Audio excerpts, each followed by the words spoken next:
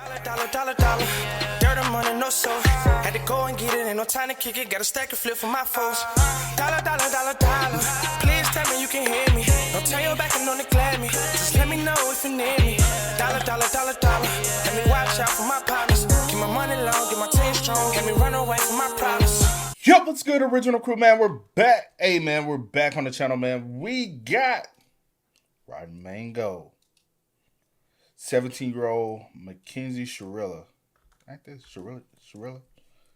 Ain't that how you say it? I think so, yeah. Kills boyfriend and friend in car crash. All her private Snapchat messages. Ooh, now y'all get... Did everybody get her private Snapchat messages? Ooh, this is gonna get messy. Hey, make sure y'all check out the links in the description box. Down below. You already know where to go. If you want to further support, all you gotta do is check out down below. Also, if you enjoyed today's video, lock it in with a thumbs up. For y'all who don't know, we did do a reaction to the actual body cam footage a while ago before all this came back up. We had reacted to it. YouTube age restricted it. Had to go in and make some changes and had to re-upload it. I don't know. Maybe age restricted now. I really don't know. I need to go check. But so we are familiar with this case. We are 100% familiar. I started watching some of the Netflix doc. I didn't finish it. I just know the little joint crazy. That's all I can know. But let's go. Bada bing, bada boo. It's like a storm is coming. I mean, not figuratively, but the officer has to turn away from the road. He can hear the wind going crazy. It sounds like a tornado, but he can't directly look at what's causing all this wind. At least it's not advised. All the debris that's getting kicked up into the air, the dust, it's going to get into his eyes, and then there's going to be a bigger problem, and he's not going to be as useful right now. And he needs to be very useful because he needs to save somebody's life. In the event of a very, very bad car crash, it always feels like a storm is coming. And that's not figuratively. It's usually the life flight. It's a helicopter. This is essentially a flying emergency room, and it is looking for a place to land, typically on the road. I mean, it does need clearance. A lot of the police have to taper off a section, and the pilot is ultimately the one that decides if it's safe to land. But these helicopters, they're trying to land as quickly as possible, as closely as possible to the crash site so that they can get whoever needs help with no time wasted to the closest medical facility. Duty. Any more units? Radio, there's an occupant inside. Now! Radio, we got at least 2 occupants in here. No one's moving. Oh my God. Times 3, guys. Vehicular crash in Strongsville. The life flight lands and they hurry to get the patient on board and fly them to Metro Health Medical Center Intensive Care Unit, specifically room 571. That is where she wakes up from surgery. The officers, the police officers, the detectives, they're knocking on the hospital door to ask her, what happened in that car crash? Because you were driving. So what happened? What did you do? How did those 2 boys in the car die?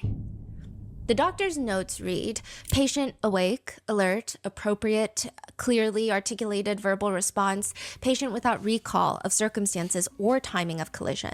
17-year-old Mackenzie is sitting in the hospital room and she informs the officers she doesn't recall a single thing after getting into that car. Even when she tries to remember, there is nothing. It's just blank. Everything faded to black. There's nothing. She doesn't remember how she, the driver, ended up crashing the car into the brick building, killing her boyfriend Dom, and killing their friend Davion. She says she can't remember. I mean, she wishes she could. She cries out, in fact, that she wishes that she could have been the one that died instead of them. Why them? Why not her? It's just a very tricky time for everyone in Strongsville, Ohio. But it is an unbearable time for 19-year-old Davion's family and 20-year-old Dominic's family because they want to know what the hell happened. They want to know how their family member was killed. But the only person that knows that answer is in the hospital, just got out of multiple surgeries, and she claims she doesn't remember a thing. I think they have every single right to demand answers, but because they're inherently good people, they don't. They wait. They wait because they want 17-year-old Mackenzie to heal from her surgery. Because even though their sons were killed, they don't want another person to die. They don't know what happened in the car. They don't immediately go and interrogate Mackenzie after she's gotten out of surgery, which no one would blame them for doing. I'm sure they really wanted to, There's so much that doesn't make sense that they have to sit with for a prolonged period of time, probably even now. Like, why was she driving so fast straight into a brick building and never hitting the brakes? I don't think anyone would have faulted them if they were posted up in that hospital room, but they weren't. Instead, they were waiting. And while they were waiting, they find out that 17-year-old Mackenzie has not been waiting. She does not wait. She does not wait to post Snapchat stories of herself laying in the hospital bed. She'll like post the little flowers that she received from the hospital. But more shocking, she hasn't even waited to respond to a modeling agency that reached out to her on Instagram a day or two after the fatal crash. The brand comments on Mackenzie's Instagram page asking to use a picture of her to repost to their socials. Mackenzie's mom responds, "Thank you for this amazing opportunity. She would love if you would use that. She's actually been trying to contact you guys for PR email. It was a tragic accident. This is just as painful for her as it is for everyone else, or maybe even a little more painful." That's crazy.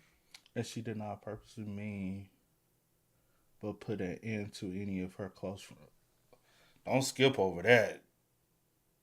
That's crazy. I know Stephanie skipped over that. It was a tragic accident, and she did not purposely mean put an end to any of her close friends' life. That's just a couple days afterwards. So This is just as painful for her as it is for everyone else, or maybe even a little more painful. Did the brand reach out because they found out about the crash, or? It doesn't seem like it. It seems like she tagged them and some intern was just like, "Oh, hey, can I use this photo?" And then Mackenzie herself responds, "Thank you for the comment. I would love to work with you guys. I've been emailing you guys a lot. Such a great opportunity. Thank you." How does someone respond like that after killing their boyfriend and friend in the car? This is the case of Mackenzie Shirilla and the lives that were cut short of Dominic Russo and Davian Flanagan. boy, this family is crazy, bro. Why am I turning it down? I thought I was hitting it. If you don't know about it, the family is super, super crazy. They're super, super weird. Just my personal thoughts. You might have your own personal thoughts. You might have it a little bit worse. Just a very insane story.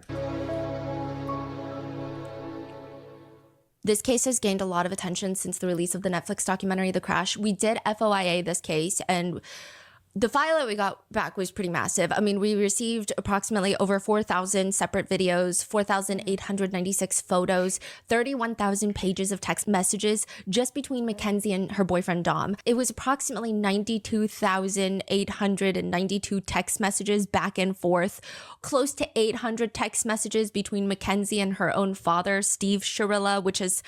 there's a lot of conspiracies coming out of those messages. Close to 2,000 text messages between Mackenzie and her close friends, as well as 2,000 pages of Instagram DM messages between Mackenzie and various other people, as well as massive folders for all of Mackenzie's Snapchat data, including personal photos, videos, audio messages sent to friends, TikTok data, Instagram data, as well as 97 jail calls, 551 pages of documents from police reports, and 39 body cam and dash cam videos.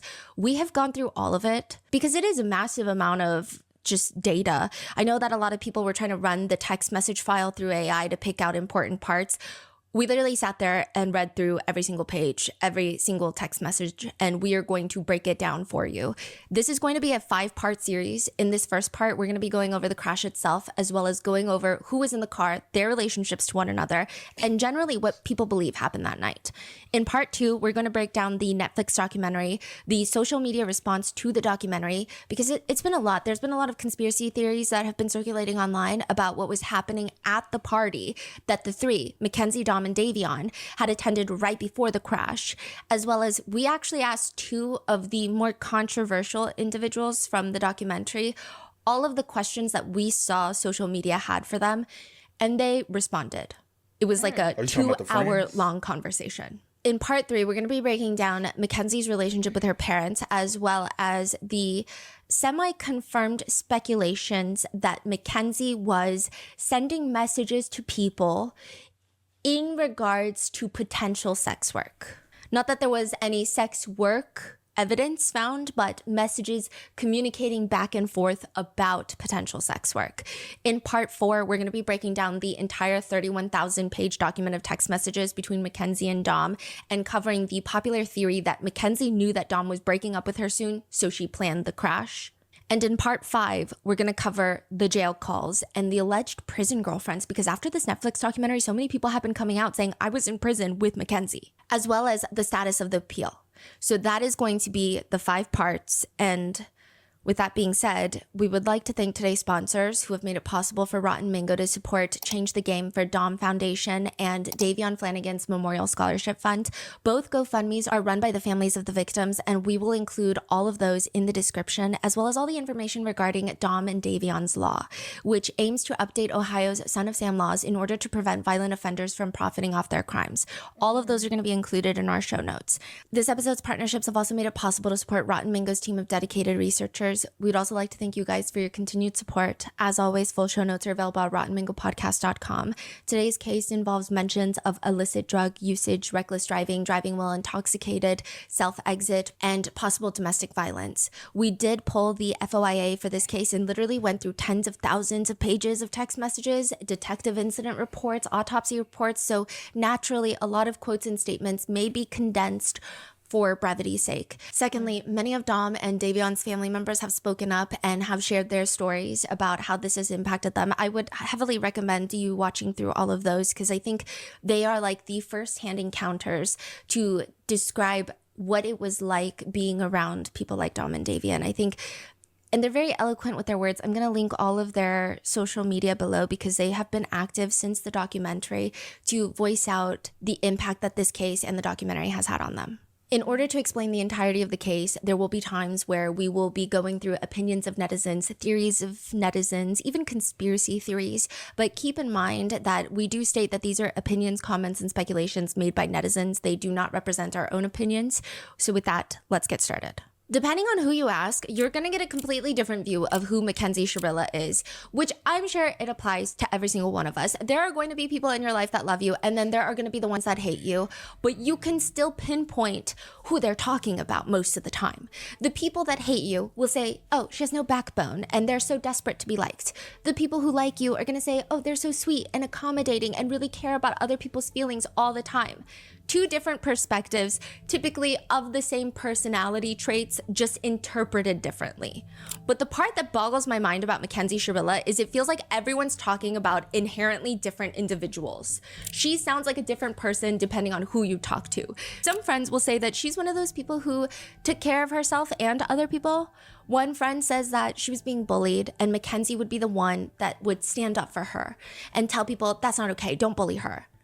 One friend reminisces about her friendship with Mackenzie on Snapchat, and she writes, I remember during one of my drunken breakdowns, I texted Kenzie to come to my room so I didn't interrupt the party, and she sat next to me and said, oh no, babe, we drunk crying? What's wrong? And just listened to me without any judgment. That is the kind of girl Mackenzie Shirilla is. But others are confused because they're like, do we know the same person? They say, you know, she has a big list. Like she has a burn book from Mean Girls. The style of big list that they had in the Regina George, like they write down the people's names that they want to get revenge on.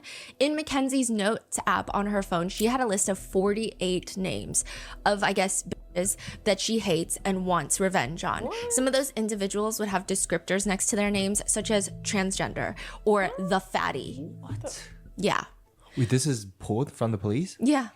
What? Which hardly feels like someone without much judgment, but that's why it's interesting that everybody has such polar opposite opinions on Mackenzie as an individual. But I think one objective fact is she loves to post photos and videos of herself, which isn't inherently a nefarious thing. I too technically post a ton of videos of myself, but one person says, nobody loved Mackenzie like Mackenzie loved Mackenzie. And Mackenzie, she wanted to be an influencer. Her Instagram had 2,700 followers at one point, and she writes in her Instagram bio, fashion model, your inspiration, modeling, Ohio. I don't really know how to describe Mackenzie's style. I mean, she's definitely not in the relatable influencer niche, I would say. She's out here posting how she only likes designer things and money. She'll do the money fans, like the money brick iPhones, where she'll have an obscenely large stack of cash, a brick like the size of a fucking table lamp. And she's trying to, I don't know, hear the melody of tax evasion from the other side. Like she's using it like a little phone and taking photos of herself. Hello. She has a very specific Y2K baddie type aesthetic that she likes to stick to. She'll take car videos of herself in the car with the words all over the screen. The police, working, fast food, winter, Parma, Ohio, like a city in Ohio, fake friends, anything that's not designer, cancers, GMO foods, new Juicy Couture, the show Friends, and Ohio. I don't. All in one frame? Yeah, so it's like words just scattered all throughout the screen, right? And she's like posing for the camera. What do all of these things have in common? She uses the TikTok sound from Kim Kardashian while wearing obscenely large sunglasses. And the sound is, it's just never been my thing, not into it, so not approved. Side note, I think she's talking about the astrological sign cancers, not terminal illness cancers. So there is that. She also likes to get her nails done to have the giant Dior logo. It's like she's got 10 Dior lip glosses on her hands, just floating around. She posts on Instagram stories a picture of her in like a bathing suit in the snow, and the caption reads, "I dress and post for me and only me. If you don't like that, please go die." She goes through the trends of having a full set of lash extensions that look like she stole a horse's tail in the middle of the night and attached it to her retinas. I think everybody's had that phase. I do believe the lash extensions, however, were giving her infections, because there are Instagram DMs where she talks extensively about getting prescribed steroids for her eyes, and then she goes and gets them done again just to have her eyes look like she put in red 40 eye drops. I mean, generally speaking, I would say that she just makes very cringy TikToks.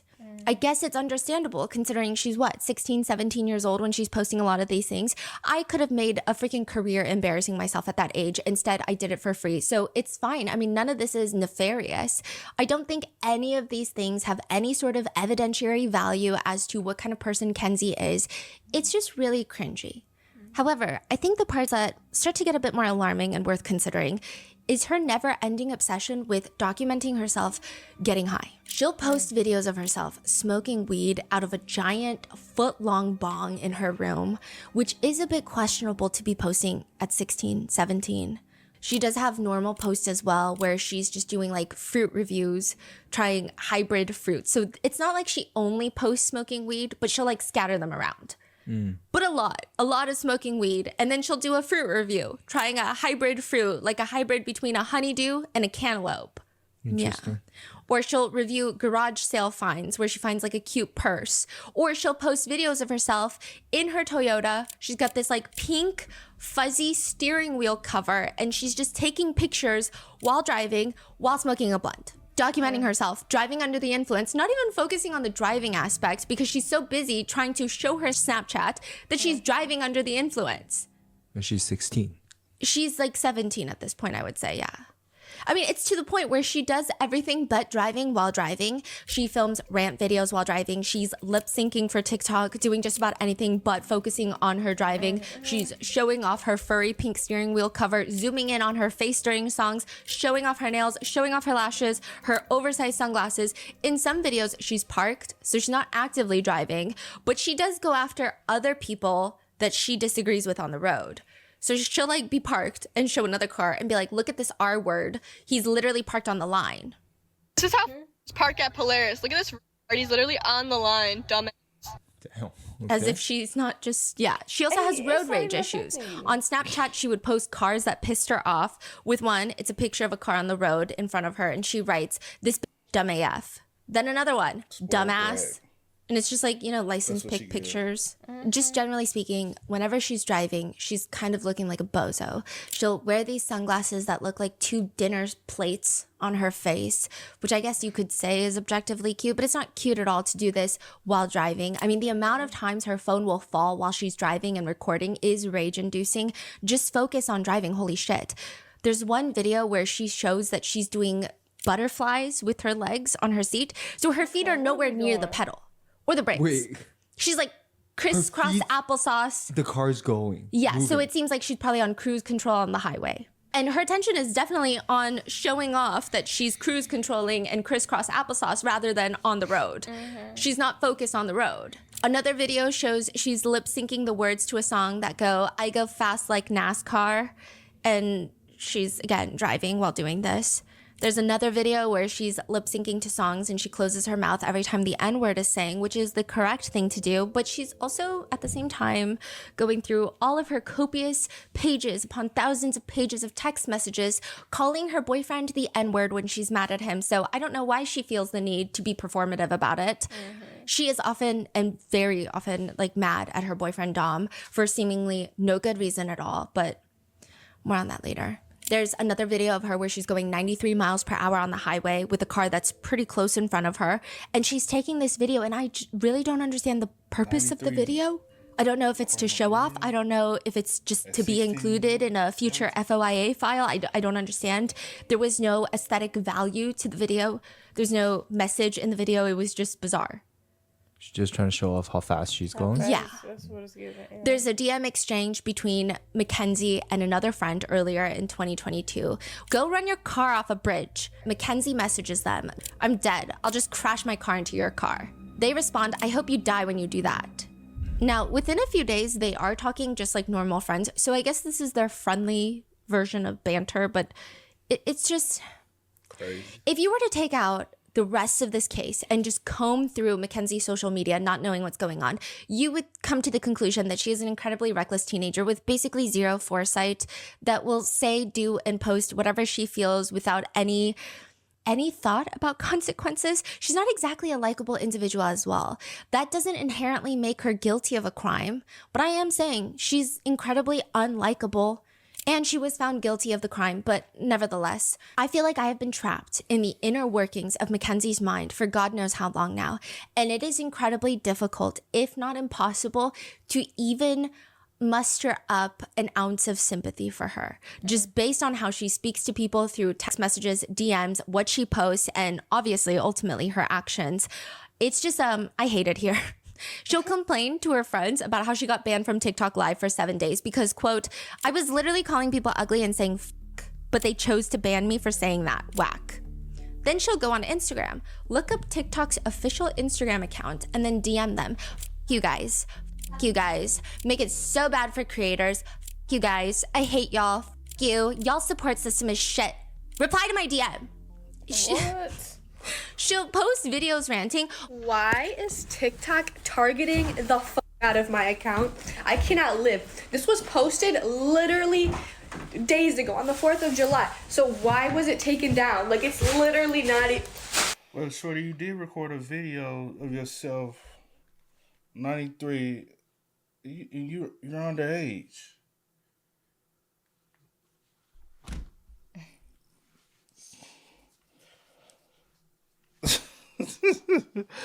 You know, this goes back to that video I sent you the other day of the kid and talk about some buy one get one.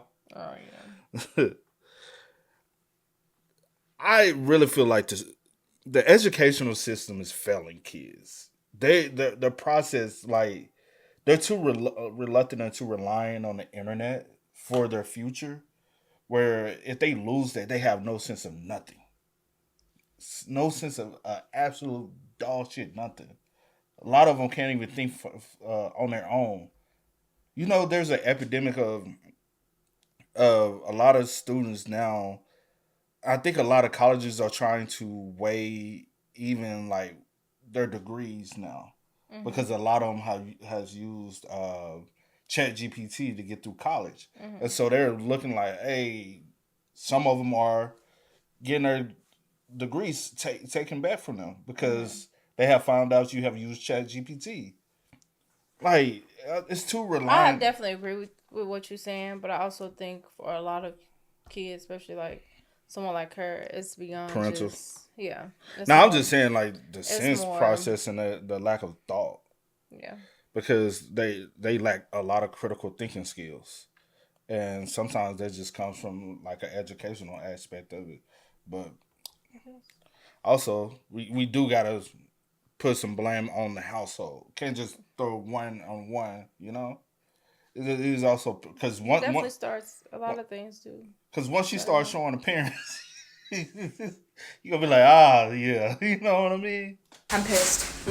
Which is a very interesting tactic never considering asked right you around this time Mackenzie is trying to become an influencer, if you will. She wants to be famous. She expresses that pretty much verbatim multiple times that she wants to be famous. For what? I'm not entirely sure how cursing out the TikTok social media intern is going to Right. get you there, but that's exactly what she's doing. She also rants about ghost followers. She's ranting to a friend through Instagram DMs. They just ruin my engagement. Stalker ghost followers. It ruins engagement. I'm over here trying to gain because if you have all these followers and it's getting pushed out to them, but they don't like it, it just ruins it. To another friend, she rants. It's literally making me so mad. Like, I hate these weird ghost following bitches. They hate to see me succeeding. Like, anytime a pretty girl is doing good, they don't like that. What is she complaining? That they ghost follow her but don't like her photos. She complains that certain photos won't even get 200 likes these days, and so she has to hide her likes. Which sounds like a personal problem because you really don't have to hide them. No one cares. Right. But at the same time, she's reaching out to big clothing so brands she's like trying to I Am brand Gia, you. saying, "Hey, I'm Gia. I know I've reached out here before, but consistency is key. I would love to work together and collaborate with you guys. Thank you for being a weight inclusive brand." Then in another TikTok, she's modeling a see-through cover-up, and the audio plays. All I want is just one day a year where I'm not visually assaulted by uglies and fatties. So she's like, "Thank you, I Am Gia, for being weight inclusive." And then she's also posting TikToks being like, visually assaulted by uglies and fatties. For modeling, she likes to send pitches through Instagram DM that read, and like, it's very interesting that I'm like reading through her pitches to all of these. It's just unhinged. She says, "I believe I'm a great model because I'm a petite girl and we don't see enough of us represented in the industry. I have modeling experience and I've done several photo shoots and walked runways. I'm 5'3" and have a fiery personality and I'm willing to travel." Does she not know the industry? The biggest problem, biggest hurdle for you, is not because of the petite. They prefer petite. Shorty, you 5'3". That's where your hurdle is in the modeling industry. Add 4 more inches, then you'll probably get 5'7", and they might be How tall is the girl? Which one? Well, how tall you think she is? I'm saying which one? The one that's not tall. That does the modeling stuff. Here, the one that's here. Yeah. She's probably. Is she my height or is she shorter than me? I think she's a little shorter than you. Oh. She might be a little shorter than you, but she's not like on like that. That's not. She ain't either. But I'm just saying, like, I don't. I feel you. I'm just saying. Now Wakima's tall. Yeah, I know. Yeah, I know. I'm not Wakima's talking about tall. her. She does more runway modeling, but the one you talk.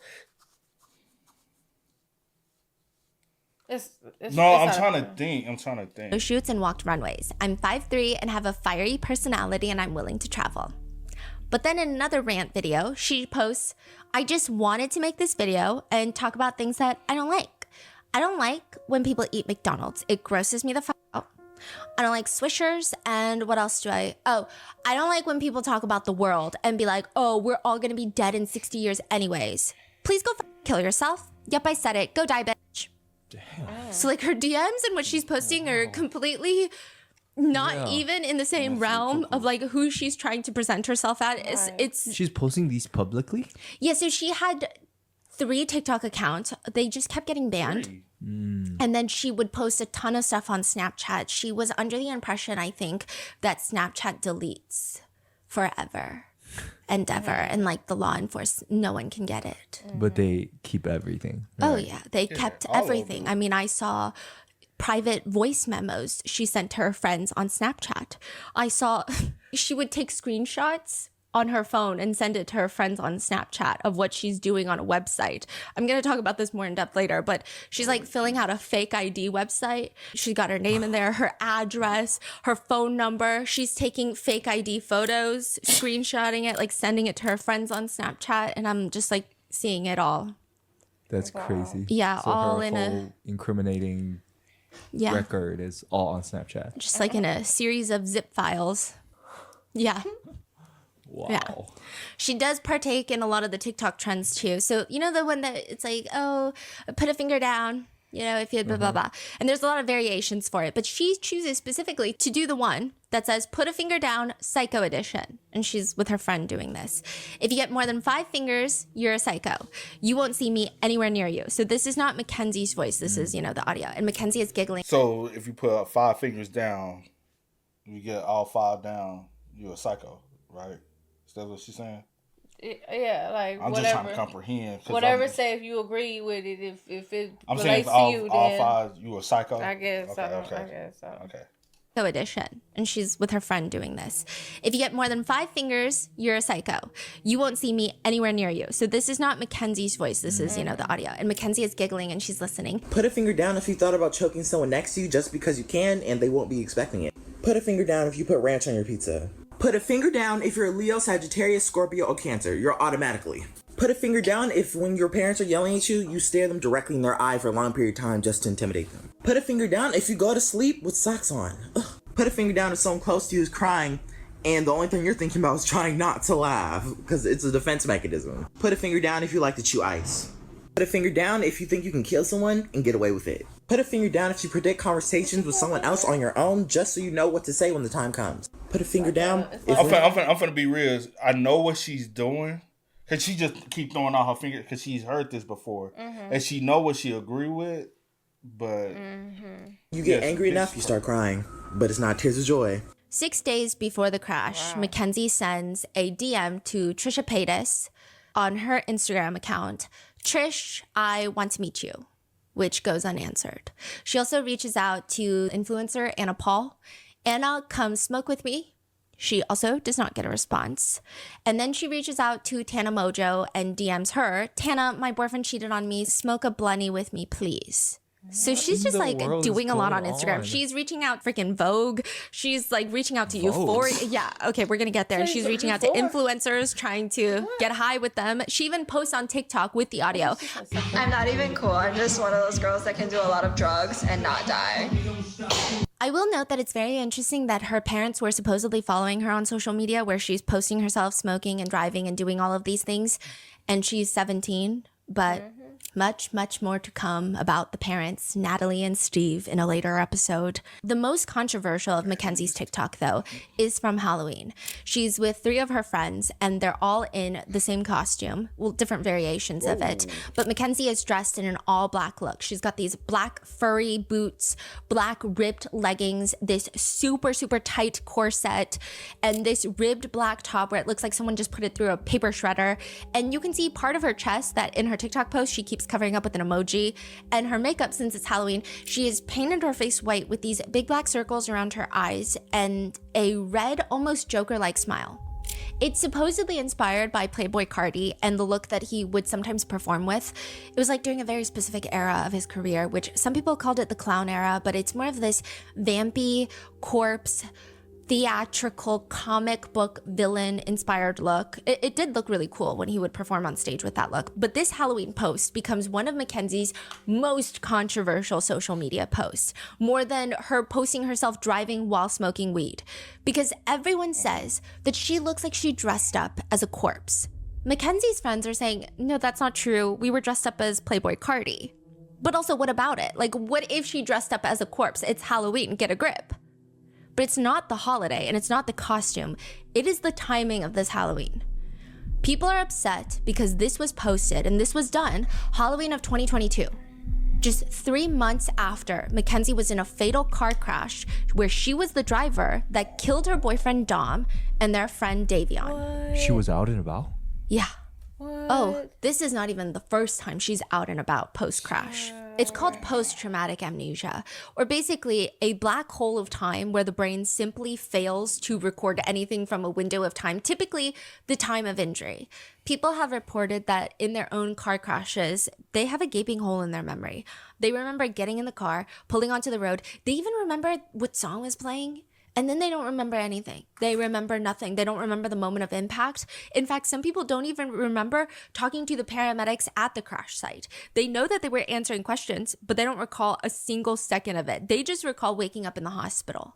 That is what Mackenzie and her mom state is happening to Mackenzie. Natalie says about her daughter, Mackenzie, she remembers waking up. She remembers leaving the house. Then she remembers turning on the street and that's it. She was trying to remember, like she's trying, and I'm like, Mackenzie, you can't. It's just not there. In a voice memo to a friend, Mackenzie said, it doesn't feel real. Like, I keep saying this, but it like doesn't feel real. Like, I don't know what the fuck happened. Like, now I'm just like going to my second surgery and I have to go through this shit now, and then like everyone's telling me it's my fault. Like, this is just fucked. It is understandable to some degree, but it's difficult when she's the driver of the car and she's the only one that's alive. She's the only one with answers as to what happened in that car, and she says she doesn't remember. Davion's dad says, I can see how someone could have some amnesia from the impact of the crash, but the timing just seems really perfect. I don't understand how your amnesia just lasted the exact right amount of time to not be able to help the police with their investigation. Mackenzie says, it was 5 a.m. They were all at their friend's house. So it was like a bunch of friends gathered and they decided to head home. So she's like, we decided to head home back to Dom's. So it's her, Dom, and Davion in the car. And she says, and I remember turning on the street and then I'm waking up in the hospital the next day. And my whole life is shattered. The whole morning. I wonder, because I never heard this, right? And maybe somebody can answer it for me in the comments. Why did they turn down that street? Does that street goes to Dominic's house? If we're headed to Dominic's house, do you normally take this street to go to Dominic's house? Yeah. If not, why would you? Right. Because you were behind the wheel. You say you remember turning on the street. So tell us, why did you choose to turn down this street? But if it's on a route to it, then okay, yeah. You know what I'm saying? Hospital the next day. And my whole life is shattered. The whole morning is just like nothing. I mean, it sounds crazy, but I'm not going to just lie just because people want to hear a story. I have no recollection of that morning. And that's that. I mean, still to this day, 4 years later, Mackenzie states she still does not remember what happened in that car. She does not remember how she crashed straight into the brick building, how her foot was all the way on the gas pedal, never once touching the brake pedal. And ultimately, she doesn't remember a single thing about crashing the car, killing Dominic and Davion. The prosecutor says at that point, when they left their friend's house, we just have this black hole in the timeline. The officer knocks on the door to hospital room 715. Mackenzie's mom, Natalie, invites the officer in. There's a few other people in the hospital room. So there's Mackenzie in her cast. She's got casts on her legs, on her arms. She's in a neck brace. She's laying on the hospital bed. Mackenzie's mom, Natalie, is there. Mackenzie's dad, Steve, is there. And 2 female friends of Mackenzie are there. This is like the second day? Or? Yeah. Okay. And they quickly leave. So now there's just a detective that walked in. Besides their visiting, I don't think they want to stick around for this. The officer starts filling out a property release form. And then that's when the doctor walks in. So the officer is like writing all of this in his report. He's like, I walked in, I saw all these people. And then I was filling out a property release form because I came here to give the things that were found on Mackenzie's person in the crash. Her purse, cash, like these are things that he has to give back, not the drugs, because there were drugs found, but he's not going to give those back. So he's filling out this property release form. And in the notes, he notes some very interesting exchanges. So first of all, Mackenzie's doctor walks in and Mackenzie refuses to take a shot that's going to help her with her pain, which fine, right? Second, Mackenzie gets into a full-blown argument with her dad where she kicks him out of the room. She kicks her dad out of the hospital room after cussing him out. And the officer is like noting this in his report. She's doing all that in front of the officer? Yeah. And this is when the detective is like, you know what? I'm just going to wait for the doctor to leave. I'm going to be in the hallway filling out the rest of these forms. And while he's out in the hallway, he starts having a conversation with Mackenzie's parents, Natalie and Steve. And he's just explaining the whole process of like, yes, we're going to, give you back this Michael Kors backpack. And there's some cash that we found as well as clothes in the car that were recovered from the crash scene. We're going to give those back. And then he writes in his report, they hear a scream from inside the hospital room while the officer is talking to Mackenzie's parents out in the hallway. Quote, Mackenzie started yelling, telling us to not talk without her being present. Mackenzie is telling the parents not to talk? And the police. Without her being present? Yeah, she's like, why are you guys talking? I don't know exactly the words, but he writes in the report, she started yelling, telling us not to talk without her being present. That's fucking crazy. Yeah. What? So the 3, the officer, Natalie and Steve Shirilla, they shuffle back into the hospital room and the officer starts detailing the search warrant and the basic nature of the entire investigation. Once he walks back into the hospital room, he is audio recording. And he lets the Shirillas know. And he explains, the search warrant lists the nature of the crime we're investigating as an aggravated vehicular homicide ×2 because 2 people were killed in the car crash. It does not mean, we're not charging you with aggravated vehicular homicide. And the officer is trying to explain that everything's really now in the hands of the county. It is the county that decides whether or not there's going to be any charges that are pressed. He says it's not the families. So it's not going to be up to Dom and Davion's families. The state chooses whether or not they want to charge. Is this the first time they found out what type of charges they could be facing, or? I think they kind of knew, but they are shocked by the information that Dom and Davion's family have no say. Because they seem disgruntled, and like Natalie, the mom, is like, why? And she's basically asking like, well, what if the families don't want to press charges? And the officer is like, it's not up to the families. Because, like, it's not up to them. This is not a civil case. Like they can't seem to understand that if the 2 families of the deceased decide not to press charges, why on earth would the county press charges? And they're confused by it. Which is crazy because the officer is like, I mean, it's a crime. Like, what do you mean? This is not civil court. Like, I'm a detective. And so Mackenzie asks the officer at this point, can I say something to her? And she's referencing saying something to her mom. So the officer is like, sure, yeah. Mackenzie turns to her mom and starts speaking rapidly in a language that the officer cannot identify. Can I say something to her? Yes.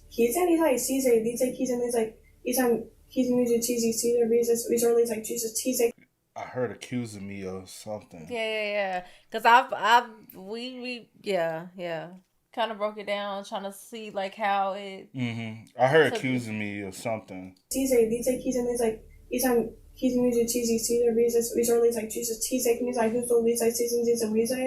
can't even tell you. Like, he can't even tell you, oh, she... How long have y'all been talking in this coded language? Probably since she only 17, so it had to start young. But they're doing it so good. That's what I'm saying. And where they can understand, where they've been doing this for 10 for probably a long 10 plus time. years. For a long time. I don't think this is something you just started a couple months ago. No, y'all been doing this for years. Yeah, because it's too clean. It's too clean of a... You took Spanish for all them years. Shut up. See, you took Spanish 6 Shut years. Up. Shut up. And I didn't take it for 6 years, so you always trying to tell my story. How long you take it? It wasn't 6. How long? It was a couple. It was more than a couple. But it wasn't 6. And I probably... My memory bad. This is not about me, but that's crazy, though. Turned to her mom and was speaking in, I think, Korean. I think Spanish. I think Portuguese. He's never heard this cadence before. Like, he can't even figure out, like, does it sound Eastern European? Does it sound East Asian? Like, South Asian? Like, he can't even pinpoint where geographically this type of cadence and dialect sounds like it's coming from. And Mackenzie is rapid fire talking to her mom. Clearly, Natalie is understanding everything. She ends the conversation with Mackenzie in English saying, you can. And that's when Mackenzie grunts. Can you just take my whole license away for 10 years or something like that? To the police? Yes. In my opinion, the officer sounds kind of flabbergasted, and he just hits her with a, do you have a lawyer? Talk to your lawyer. But once the detective leaves, he's so intrigued by this whole incident of this language that he cannot decipher, he reaches out to the chair of the Department of World Languages at a local university, and they tell him, I let 2 other language instructors listen, and we were all on the same page. We all don't think what we're hearing here is a natural spoken language. I thought of your suggestion about it being Pig Latin or something like that, and I think you're right. Given the speed at which it's spoken, it is unlikely to be natural. So she's saying it doesn't sound like a foreign language. The cadence and the phonetics of speaker 1, Mackenzie, are all clearly American English. Okay. So it's not like they just know some languages and they're like, oh, it's not the ones we know. They study like the cadence and tones of languages, and they're like, the cadence is American English. Yeah. So like it Did you hear? Yeah. I knew Pig Latin in high school. It does sound like Pig Latin. Pig Latin. Did you take Pig Latin? I didn't take take. But I didn't take Pig. I wanted to, like, when I... Okay. My bad. Go. Go ahead. You begin too excited. Go ahead. No, I was going to say, I wanted to take, like, they used to offer it in school, but when I got to college, high school, the only courses they had was Spanish and French, and I was like, I don't want to learn neither one of those. I want to learn something like some coded shit. No, I didn't take it, but my aunties always used to speak in it. Which one? They all used to speak in it. You lying? Especially my aunt that's back home. I figured you was talking about her. Especially her. I feel like she knows some languages. She don't know languages. She know what she know. No, she know. She know what I'm talking about. Yeah, but Tina. especially her. But especially. That's it, Tina. Never mind. And then one of my other aunts, they definitely used to speak in it all the time. For real? Now, the oldest aunt, she used to speak in it as well. Yeah. Cause I don't know, cause you never. But definitely them three. The one that used to taught everybody how to cook. Yeah, it taught everybody everything. Yeah. But definitely her, and then my other one, my aunt Jack, and then that one. They definitely used to speak in a lot. So when I first heard this, I was like, it sounds like pig Latin, but I was like, it's not pig Latin. Your mama speak it? No. Well, no. I think she understands it, but she don't really be like speaking it like that. I'm pretty sure if I call her, she was like, I'm gonna have to call her and ask her when the last time she done spoke anything. Well, anyway, but that's besides the point. But when I first heard this, that's what I thought it was. But then I said, it's not that. What the hell are they saying? Because the cadence is kind of put me back in my band days. I swear, like drum and percussion, you practice, you understand cadence, and it's just and the way she was doing it, and I have you ever, so. This is how I started learning how to break things down. Hanging with the Africans I used to hang with, and every time they used to meet another African, they speak pidgin, and so I used to be. I feel like, or when I used to kick it with some of the Caribbean people I kicked it with in college, some of them might be from the Bahamas and the Jamaicans, and so they be speaking pidgin, and I'll be like, and it made me feel awkward because I'm like, I don't know what the fuck. So they be like. You gotta kind of your mind slow it down, and you'll pick up every other word and still be able to understand it.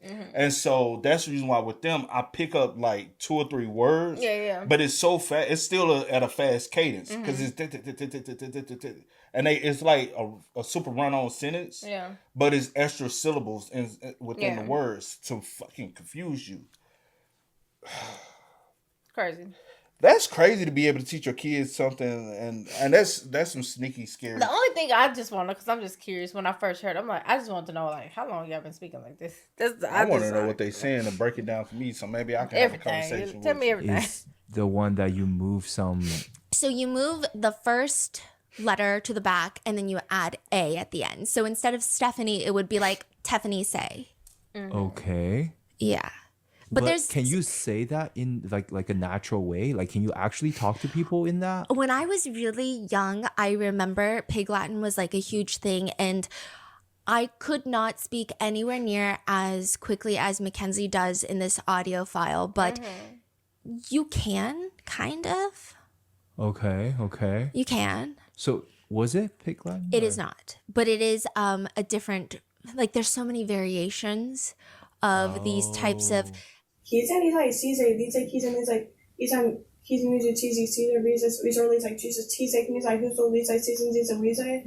it is identified by Mackenzie's dad, Steve, to be Carney talk. It's kind of like Pig Latin, but it was actually used heavily by people who worked carnivals. That's why it's called Carney talk. Why? I guess they wanted a different way to speak to each other, just so that they can communicate without, I guess, communicating in front of Okay. Yeah, but it's like widely known to be spoken amongst people originally who would run carnivals. That's why I guess it's called Carney talk. That's interesting. So was it decoded or? Yes. Now this decoding of the message has been disputed, obviously. The prosecutors have decoded it and they believe what was said in that hospital room just days after the crash. Steve Shirilla is like, that's not what my daughter said. You decide. Mackenzie is stating she doesn't remember a single important detail of this car accident, right? But then she turns to her mom, and the prosecutor believes she said, "Can we just tell them I had a seizure?" That was it? Yeah. Like, it was like, can we just tell them I had a seizure or something like that? Like, can we just tell them? Maybe. Whoa. The 3 people in that car, the early morning of July Oh, 31st, when I said it sounded like she was the accused, It was a seizure. Yeah. 2022, where, like I said, Mackenzie is in the driver's seat, her boyfriend Dom is in the front passenger seat, and their friend Davion is in the back seat.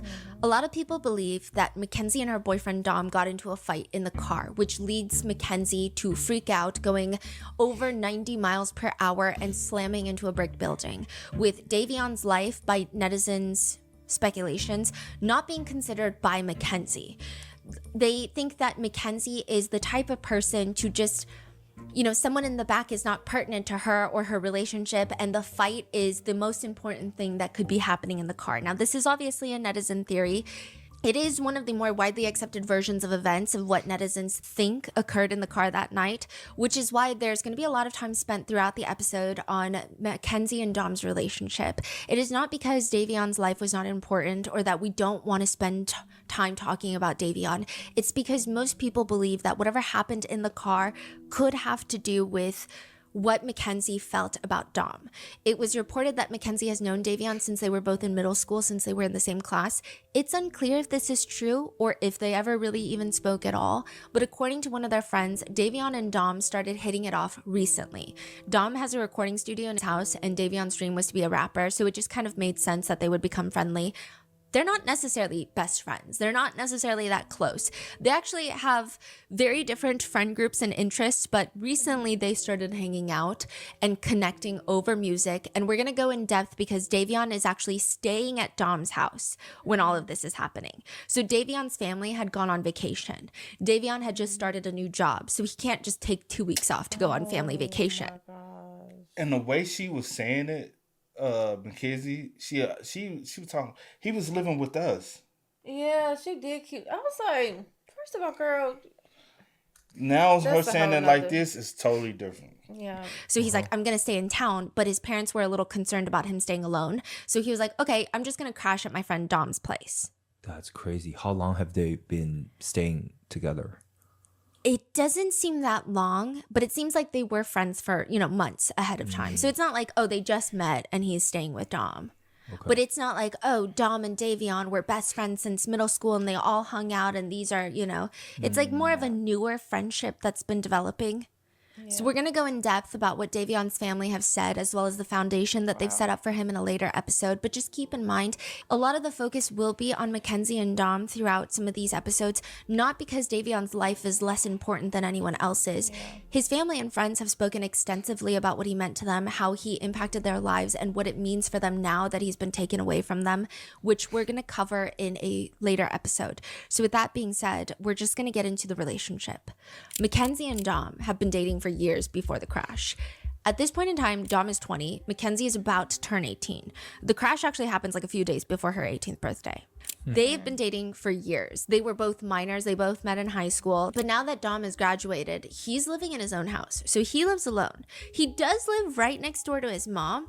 So he lives alone, but he's right next door to his mom and he sees his mom a lot. His mom cooks dinner. He comes over for dinner. It's not like completely independent of a lifestyle, but also he's 20. So he's living the lifestyle that I think a lot of 20-year-old guys probably live.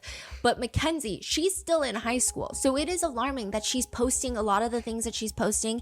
And at some point, it's believed that Mackenzie had fully moved into Dom's house and was living with him at 17 years old. And her parents are seeing these things.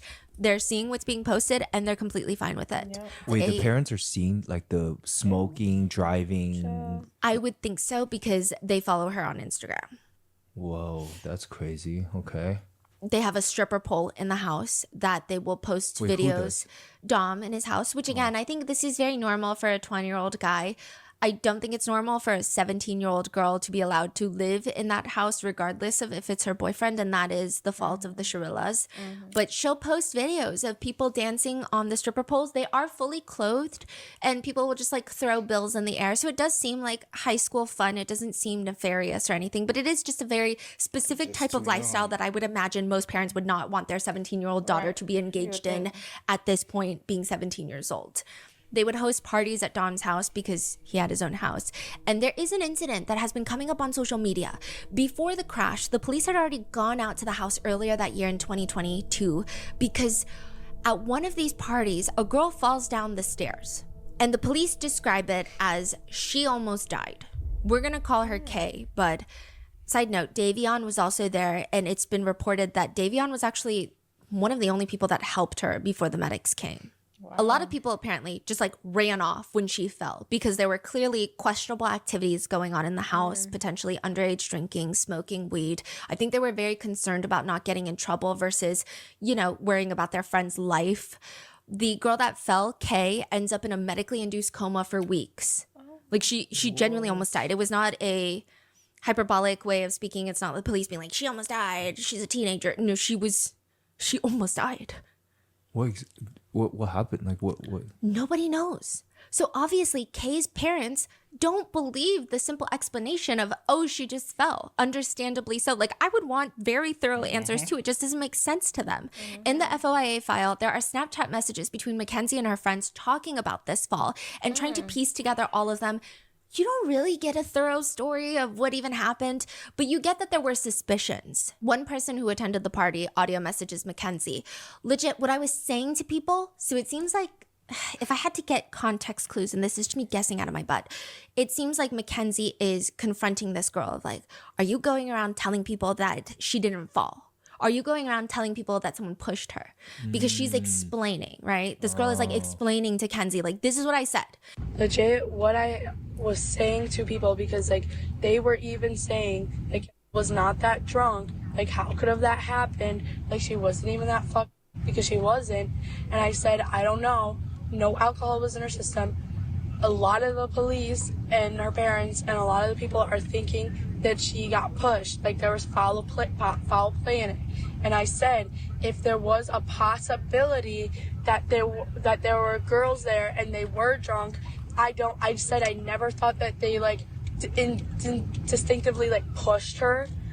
I said if anything were to have happened, it would have been maybe they were play fighting with each other and they got too rowdy and drunk, because that's how fucking girls get when they're fucking drunk.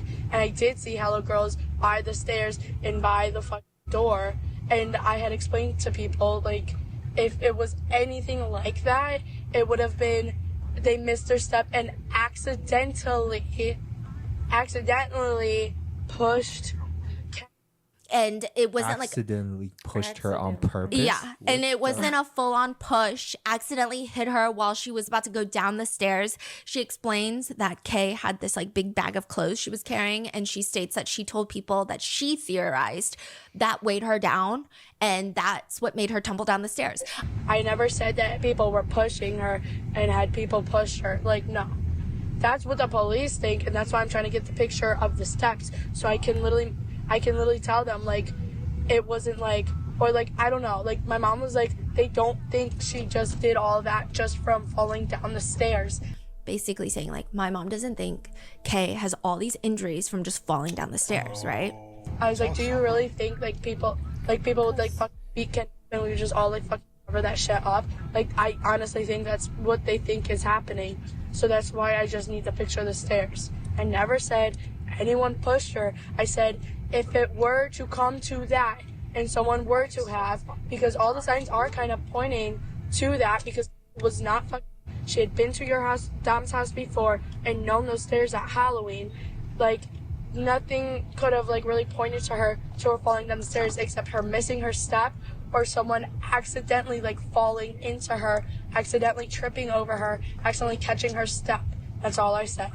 But she literally said it could have been someone who pushed her, though. Accidentally pushed her on purpose, yeah. Okay. In one audio message, Mackenzie is ranting to another friend, and I don't know if it's about this person, right? I'm just, again, piecing together these like random Snapchat data and trying to figure out what the hell is happening. And like, none of these are like really even in chronological order. So, but she says, this is Mackenzie. Tell me why I just got off the phone with Sammy. And supposedly Emily did not even try to catch her. Emily ran away and threw up. That's what Sammy is saying. And Sammy was the one down there.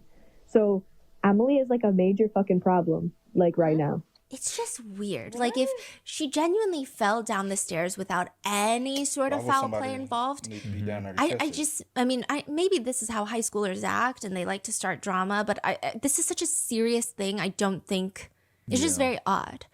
Mackenzie eventually makes like an Instagram story, and I don't know what she's trying to do. If she's trying to clear the air, make the situation worse. I think more so the latter. But she says, just a PSA. If any of you think that party situation is my fault, you can go fuck yourself and leave my story right now. Yeah. Because we let all you underage little fucks inside our beautiful home. Bitch, you underage. You acting like you not girl, what? Just to do illegal things. And you want to blame us? Aren't you all the ones that ran out of the house and left and shook her while we called the police and got her there? Was she... Yeah. Please go fuck yourself and kill yourself, bitch. Interestingly, later, Dom's mom, so Mackenzie's boyfriend's mom, who lives right next door, says about the situation. She supposedly pushed down the steps, right? In reference to Mackenzie. Dom's mom just... the biggest problem with all this, even in situations similar to this, a situation already had happened and y'all possibly already knew the truth about the girl in that situation. But in that light, people are covering up to save people. But then now something else happened. Now you're mad at this person. It's like, oh no, we knew the truth that she did this. But I'm like, why you just didn't tell the truth in the first place? Right. Maybe if we told the truth and got things rectified then, it could have prevented this later disaster. Exactly. But the saying is, people don't care until it happens to you. Yeah. Which is fucked up. Because even with the girl, like, explaining and stuff, I was going to say, because just given the scenario of play fighting, the play fighting thing, I'm like, no, were y'all actually fighting? It sounds like she got jumped or something. Or she was, whatever, something like that. Or somebody, like, kind of being rowdy or whatever the case may be with whoever it was. Yeah. But I'm like, you definitely know. Yeah. Like... supposedly pushed down the steps, right? In reference to Mackenzie.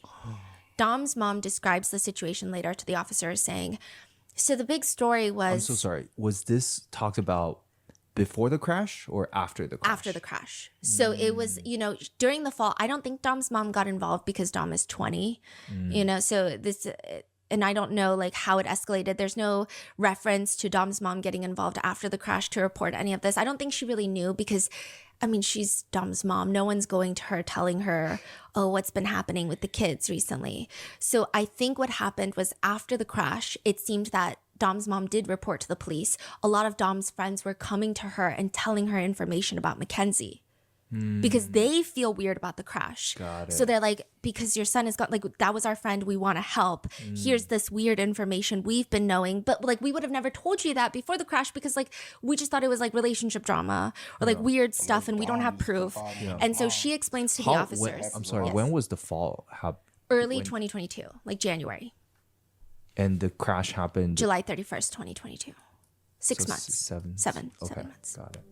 She says, the big story was this girl fell down the steps, blah, blah, blah. I said, oh, how did she fall? And blah, blah. She had no alcohol in her system. And there's a handrail. And then as time went on, Kenzie was the one that told me personally, she said that these girls were really out to get her because they are accusing her of pushing this gal down the steps. I said, well, why in the world would you ever push that girl? I wouldn't push that girl down the steps. Just didn't think of nothing at the time, but after the fact, I'm sitting there thinking, and I had asked that Houston when he called me. I said, do you hear that she pushed this girl down the steps? Houston believes she pushed her down the steps. So she's like, I don't know. She's just telling the police, like, this is what I heard. And, like, Mackenzie also told me people were accusing her at the time of pushing the girl down the stairs. And then now I'm talking to one of Dom's friends who also thinks that she pushed her down the stairs. It's just weird. How is the friend, Kay? I think she's okay. Did she ever say what happened? No. I do think that is a pretty crazy accusation to make, that Mackenzie would push another girl down the steps to the point of her almost dying.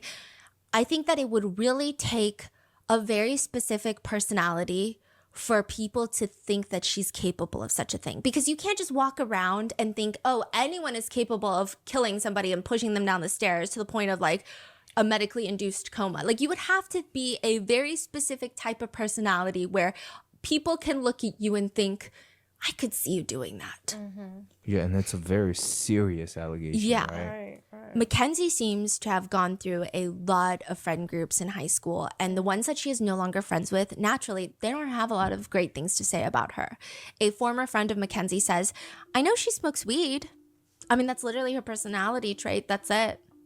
That's about it. Just smoking weed. She will post TikToks responding to creators. So she'll like duet TikToks, Mackenzie will.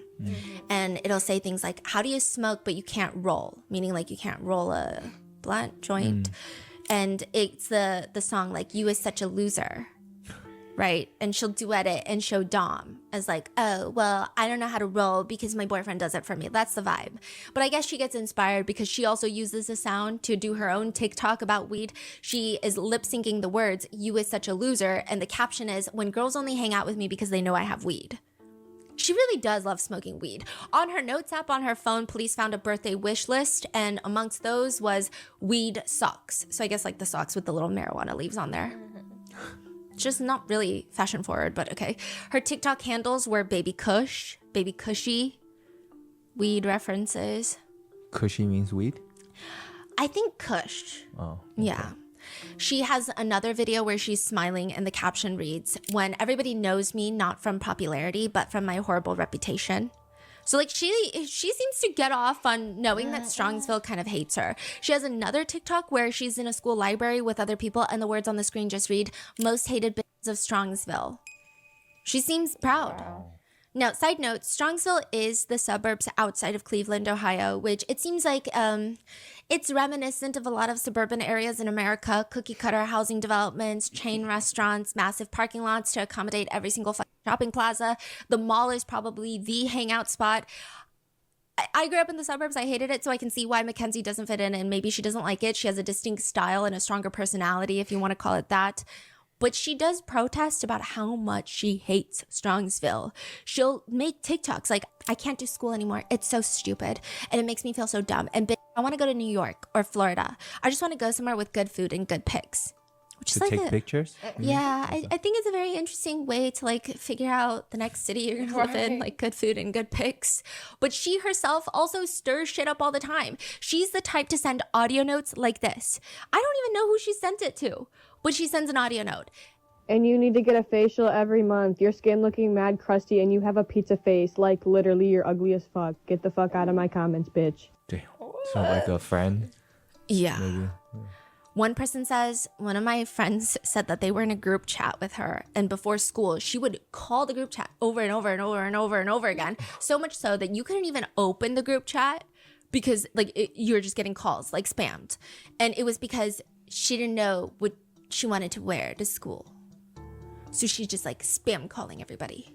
She's also just like a very confusing person. She likes to DM friends things like, every woman's body is beautiful. Like, I swear, every friend has seen a different version of Mackenzie. And I can see that through her DMs and text messages. To some friends, she presents herself as like this girl who loves people. And she just gets hated on TikTok because, you know, haters, right? And then to other people, she's like, you have a fucking pizza face. It's just shocking. Okay, so she's DMing a friend. Every woman's body is beautiful. Every woman is a fucking goddess. Men need to learn. Then in other DMs, she's calling people fat bitches.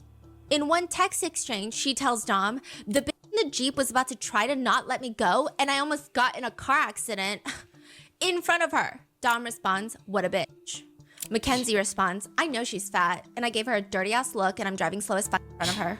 In another series of DMs, she's complaining about how she's stressed out at the prospect of not winning homecoming court best dressed superlative, okay? She rants, bro, if I don't win, I'm a freak. I don't think she wins because she gets a DM by the real winner's sister. And it seems like they all have some beef, okay? Because the little sister is like, you didn't win Because your outfits are ugly. Oh, and I do think that this was a warranted thing because Mackenzie was going around posting the girl who actually won, and she's wearing like a flannel shirt, and she's writing really mean things like, I can't believe I lost to a bitch in a flannel. Like it was just mean. So I think the younger sister was warranted to, you know, you're young, you're like, I'm going to stand up for my sister. Mackenzie responds, I'm so sorry. You're so insecure. I mean, if I was overweight, I would probably make fun of pretty skinny girls too. I mean, maybe you heard how crazy I am. Have your big sissy text me if she has a problem. The younger sister responds, you're anorexic, bitch. Shopping in the child section ain't cute. Mackenzie responds, maybe talk shit if you're going to do something about it. We can have this convo in person if you want. To which she responds, I can snap your 5'2", 70-pound ass like a twig. Mackenzie responds, is that a threat? Maybe if you spent all the time eating, you would be happy on the inside. Now stop biting your older sister's problem, meatloaf. Have a nice day. To which the younger sister responds, your ass is flat. Get well soon. Hope you end up in a hospital because your twig body got sucked away in the wind. Let me know. I could blow air on you and you would fly away. You're probably one of the ugliest people I've ever seen. Mackenzie responds, girl, I don't care. I'm not insecure. Being ugly is an illness. Get well soon. Which, I mean, clearly they had problems with each other before this because what the hell is going on? But That's crazy. You had every single DM from her? Yeah. From a time period. It was 2,000 pages of DMs. And it was just like a fucking trip the whole time. Yeah. And speaking of best dressed, a lot of netizens are just confused about the school's enforcement of their dress codes. If they even have one, it just doesn't make any sense. One of her favorite looks to show up to school, high school, is she'll wear like tracksuits, Juicy Couture tracksuits, not the new ones because she obviously hates those as per her own TikTok, but the old ones. And she will have her tracksuit low-waisted, and then she'll be wearing like a string thong, and then pull up the strings all the way up the sides, effectively giving herself a wedgie. I mean, I get it. It's a stylistic choice, but you're in high school. You're in high school. You're wearing it to school. How do you know this? Because she posts pictures at school of herself in the bathroom mirror. She'll post TikToks. She'll do like what I wore Monday, Tuesday, Wednesday, Thursday, Friday. And all of them, I'm like, this is crazy. Yeah, well, what's the dress code, right? Yeah, what's the dress code? There is an incident where the school report, because we got multiple disciplinary reports from Mackenzie's school, and the school report reads, after being seen by a teacher in the bathroom taking selfies, Mackenzie was asked to zip up her hoodie, probably because of dress code, and go to class, to which she responded by calling the teacher a fucking bitch and a dumb bitch. So I guess there is a dress code. It just doesn't apply to Mackenzie. Neither does not being on your phone. Another school report reads, during class, Mackenzie was seen playing a game on her phone. When the teacher asked her to get off her phone, Mackenzie told her she was playing a game with her mother. The teacher repeated herself a second time, and Mackenzie failed to comply. Why the fuck you playing a game with your mother? Your mother know you at school. Why your mother playing a game with you, knowing That's what I'm saying. Same. When the teacher told her to go to the administration office, Mackenzie went to the restroom and locked herself in the stall. It took several teachers to address the matter with her. In another incident, another teacher writes about Mackenzie. Many of the students and a couple of the teachers commented on her behavior and the need for administration to take action. I have been asking for help with her all year. I would like her removed from my room as I am no longer comfortable with being verbally attacked in front of students and being videotaped while it's happening. Wow. The teacher? Yeah. What? Some people describe Mackenzie as a wannabe Maddie from Euphoria, the TV show. There's one Instagram DM where they tell her, you're literally Maddie IRL. I aspire to have your energy one day. Which Mackenzie takes this to heart. She's like, I'm Maddie IRL because she DMs Euphoria on Instagram and says, cast me, I'm that girl. She sends them a video, cast me. Like she says, so she's like, cast me, I'm that girl, sends a video, cast me. Then she starts just spamming photos at this point and says, season 3 ? And because I'm nosy, I just wanted to do a breakdown. She sends a video and then she proceeds to send 17 photos. 17. What kind of photo? Just like Insta pics? Yeah, where she looks like Maddie from Euphoria, or thinks she looks like. Yeah. Who is Maddie? Just It's Maddie. I mean, she's pretty iconic, yeah, but I don't think Mackenzie is Maddie IRL, right? No. But I do feel for whatever intern was handling Euphoria socials, they deserve a week off because what the fuck is that? She also is just messaging photos of herself to Vogue Runway, to Vogue, to Balenciaga. She's just a very confusing individual. She says she doesn't like to body shame, but then she will go ahead and do that if she doesn't like someone. She says she hates racism and will call people out publicly for being racist, which is a good thing. But she herself will use the N-word in text messages and also extensively make fun of Asian people. I just guess... Wait, really? Yeah. Yeah. Like what? More on that later, but like she's got some crazy beef with TikTok and she's like, it's because it's run by them damn Asians. This is when it was ByteDance and not Oracle. I guess confusing is just not the correct word. It's like hypocritical, right? For example, according to one school report, Mackenzie allegedly said to another student, if I was a slave owner, I would have killed, and then insert student name, who I'm assuming is black, based off of this allegation. Mackenzie denies ever saying that, but at least 3 witnesses claim that they heard her say that. And on the topic of racism, another student reported that Mackenzie airdropped them. So like on their phone, they get an airdrop. And it's a meme of SpongeBob saying, I spy N-word with a hard R. I spy a N-word with a hard R. This is a black student. When asked about it, Mackenzie said, oh my gosh, no, I was airdropped the meme. Wait, she's dropping it to... A black student. That's crazy. Yes. And so then she's like, oh my God, no, I never airdropped it. Like, that's crazy. I was airdropped that picture. But it just didn't seem to add up, according to the school report. The meme was reportedly seen on the phone and directly attributed to Mackenzie. There are disciplinary reports from back in 2018 where Mackenzie got into a fight with another girl while she was walking to the buses. She gets into a fist fight. And another report in 2018 filed by the parent of another girl where they tell the police that they're scared that Mackenzie is going to beat up their child. The report reads, I spoke to my child who stated that while she was in 3rd period class, Mackenzie Shirilla called her a bitch and threatened to beat her up. She stated this was all over my daughter not giving Mackenzie a Dorito chip. She also stated that Mackenzie posted on Instagram last year a picture of her showing her forehead.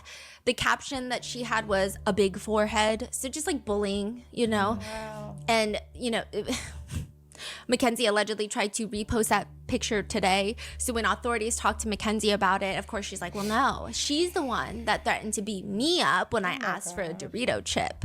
Which like doesn't even really make sense because it's like, hey, can I have a Dorito chip? I'm gonna beat you up. Like you would just say no, you're weird. Yeah. She also states that the picture on Instagram, someone took her phone and posted it. Of course, she would never do that because she's a girl's girl.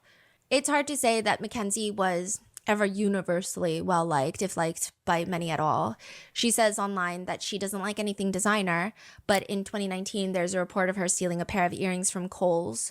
She was ultimately not prosecuted because the earrings were not recovered and their value was less than $20. And also another thing about really liking designer, she doesn't really like designer. She likes DHgate, which nothing's wrong with dupes, but she just like is so up in arms and has this superiority complex because she has a Christian Dior bag, but I can literally see her in her DMs on Instagram sending people DHgate links to where she gets her stuff.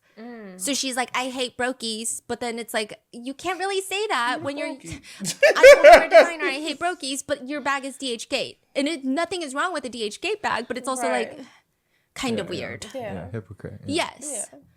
A lot of things are hypocritical. She will smoke weed until she's apparently coughing up black stuff because she's essentially fast-tracking her lungs to an early demise. But she's also super, super anal about sticking to an organic, non-GMO, gluten-free diet. Really? And why is she? Is there a medical reason? She says, quote, in a DM to someone, it helps my spiritual journey.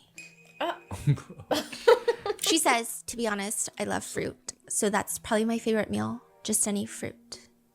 She gets upset when her friends eat her popcorn because she only likes natural, all organic popcorn.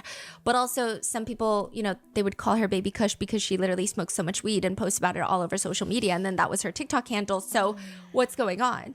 She also rants about restaurants. You think their seafood is freshly caught? Like none of it was. I don't want no farm fish. That's nasty as fuck. In another DM message, someone sent her a link to melatonin gummies, it seems like, to help her sleep. And Mackenzie responds, is it natural? They respond, yes, babes, our brains produce it naturally. This should be a case study that organic food consumption does not make one brighter than the rest. Let's just say, if Mackenzie is going to have an anti-fan club, there are going to be people lined up around the block to be the president of that anti-fan club. And probably for good reason. She's just not really, objectively speaking, a great person, in my opinion. Am I telling you this in the context of the crash? Not necessarily, because legally it doesn't work like that. I mean, just because you're kind of a weird brat doesn't mean you're guilty of a crime. However, I do think that this is all contextual information that would be necessary to understand the case in its entirety and what people have been saying and why they've been saying certain things. After extensively researching, I can try to group up the 3 major groups of people and how they feel about this case. The first group of people, they obviously believe that whatever happened that night in the car, they believe it was an accident. Now, this is like the smallest of the people from what I could see anecdotally, just like surfing on Reddit, but I'm not a freaking AI data analyst, okay? I don't know. But it just seems like a smaller group of people that believe that it must have been an accident. Because it doesn't make sense, you know? They think that maybe Mackenzie suffered a medical emergency, passed out on the wheel, causing this accident. Or maybe it's like a car malfunction, and even though the police ruled it out, you never know. The larger masses, however, believe it was planned. Now, to what degree is up for debate. So the second group of people believe that Mackenzie planned this crash days in advance, that she was going to crash the car with Dom in it, and Davion just happened to be in the car, and she has no regard for anybody's life but her own. A few days before she turned 18, like that, people are saying is intentional. She allegedly, they claim, scoped out the crash site. Now, there is evidence that she was on that road previously, but people have interpreted that differently. Some people are saying like this was a known cut through. Other people are saying like, no, she was scoping out the crash site. So take it as you will. But they believe that she drove down the same road multiple times beforehand. She planned it to the T because she knew Dom was going to break up with her soon. And Davion just happened to be in the car. Now, the third group of people Do they believe Mackenzie is planning to be alive after the crash? Or I think there's subgroups of people. Some people think that she might not have had that foresight. Some people think like she probably does, because if evidenced by her social media of posting her driving and smoking, there are certain teenagers who live very reckless lifestyles and who believe that they are almost like physically invincible. Other people believe that she just like is such an emotionally volatile, evil person that she doesn't even care about her own safety. Interesting. But there's lots of nuanced debates that we're going to get into later, because her head was found under the dash. So some people are saying, oh, that's like evidence that she could have fainted before the crash. Some people are saying like that could have happened just because the airbags are deploying. Other people are saying she intentionally did it so that her face wouldn't get busted from the airbags, and she's a narcissist. So it's all just everyone has their own opinion about it. The third group of people, they don't necessarily think that Mackenzie has been planning this days in advance, but they do think that there was intent. They do think that this is murder, because whatever happened in the car, most likely they believe is an argument that broke out between Mackenzie and Dom. And still, Mackenzie has no regard for Dom or especially Davion's life, because he's just in the back seat. She crashes the car in rage, and that is still intentional murder. So these are like the 3 main groups that I've seen. Obviously, the legal outcome of this case supports the second and third theory that this was intentional murder, which there is intent behind the crash, which is why a lot of people have taken to trying to analyze Mackenzie and Dom's relationship, as it all feels highly relevant. Whatever happened in the car, most people believe it's either because Mackenzie didn't want Dom to break up with her soon, or because she got enraged during a fight in the car and was ready to kill him for it. One friend says, Dom provided everything for Mackenzie. Mackenzie didn't work a job. Mackenzie would live with Dom. Dom would provide for her, like with everything. Dom would buy her groceries. Dom would buy her clothes. Anything that Mackenzie needed, Dom gets it for her. So they had this relationship where it's like they were just ready to move on and marry. So they felt like, you know, it was very serious, but Dom was like the provider. He would even be expected to provide for Mackenzie's weed consumption. She would make literal demands. There are text messages between the two where she says, maybe if you listened for 1 second, enclosed. By the way, she writes enclosed, like an enclosure, like a cage. They're saying enclosed? Instead of closed. Like she's trying to say enclosed your mouth, but she's saying enclosed, like an enclosure. Yeah. Oh, just listen and close your mouth. Yeah, but she said enclosed. She's like, maybe if you listen for a second and closed your fucking mouth, you would hear what I was saying, but you just don't stop going. I'm so fed up with this shit. I'm giving you one more chance to give me weed or there's going to be issues. I'm going to do a whole separate video, part 4 of this series. We're just going to go down pretty much every fight that they've had through text messages, because it is a 31,000 page document with over 90,000 text messages that are highly relevant to this case. So that's going to be in part 4. So like a few episodes later, it's just literally just going to be analyzing the full text document and the journey of their relationship, because there's a lot that happens through 2020, through 2022. There's text messages days leading up to the crash and all of the fights that are happening, because there's a lot of explosive fights, and you can really see Mackenzie's, I don't even want to, it almost feels abusive. Like you'll see a lot of things in that episode, but that's going to be in part 4. Text messages from almost exactly a year before the crash, Mackenzie tells Dom, maybe when you can actually formulate a sentence yourself and not just repeat what I said last, I'll take this fucking conversation seriously. To which Dom responds, WTF? See, I don't say anything mean. You just purposely try to say hurtful things. You say that I'm not going on vacation with you. You say you're not going to do anything for me anymore. Like what? You said you were going to break up with me too. Like that's all verbally abusive. When you want to fix this on both ends, let me know. Mackenzie responds, I'm allowed to say how I feel, and if you don't like that, then that sucks. Why would I want to go on vacation with someone that won't even give me 1 gram of free weed? Oh my God. So this is literally just her getting mad that he's not giving her weed. He tells her he does give her weed, like free weed all the time, right? He's like, what do you always demand weed from me? I'm giving it to you. Like, what do you, she just responds, too bad, because I don't want your whack ass weed anymore. I never want it again. He's like, so we're done over that? Is there someone else? Like, you literally got me thinking about quitting weed. And she blames everything on Dom. Now, a lot of people might take this as the truth, but I will say consistently over 30,000 something pages, this is like a pattern of Mackenzie. Anything wrong happens in her life, she blames somebody.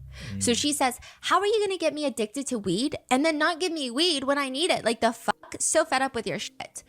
I personally don't think that Dom got her addicted to weed. I think that, I mean, they're all teenagers. I think that she would have discovered weed regardless of Dom. I don't even know if he's the one that introduced it to her or if they both started at the same time. Like, she just likes to blame everyone for all of her problems. To which Dom responds, Kenzie, I try to tell you not to rip bongs at 6 a.m, but you do it every day. And she responds, that's not the problem, hun. I give you free weed. That doesn't mean you can smoke as much as you want, Kenzie. You smoke like a chimney, and you're being mean as fuck to me right now.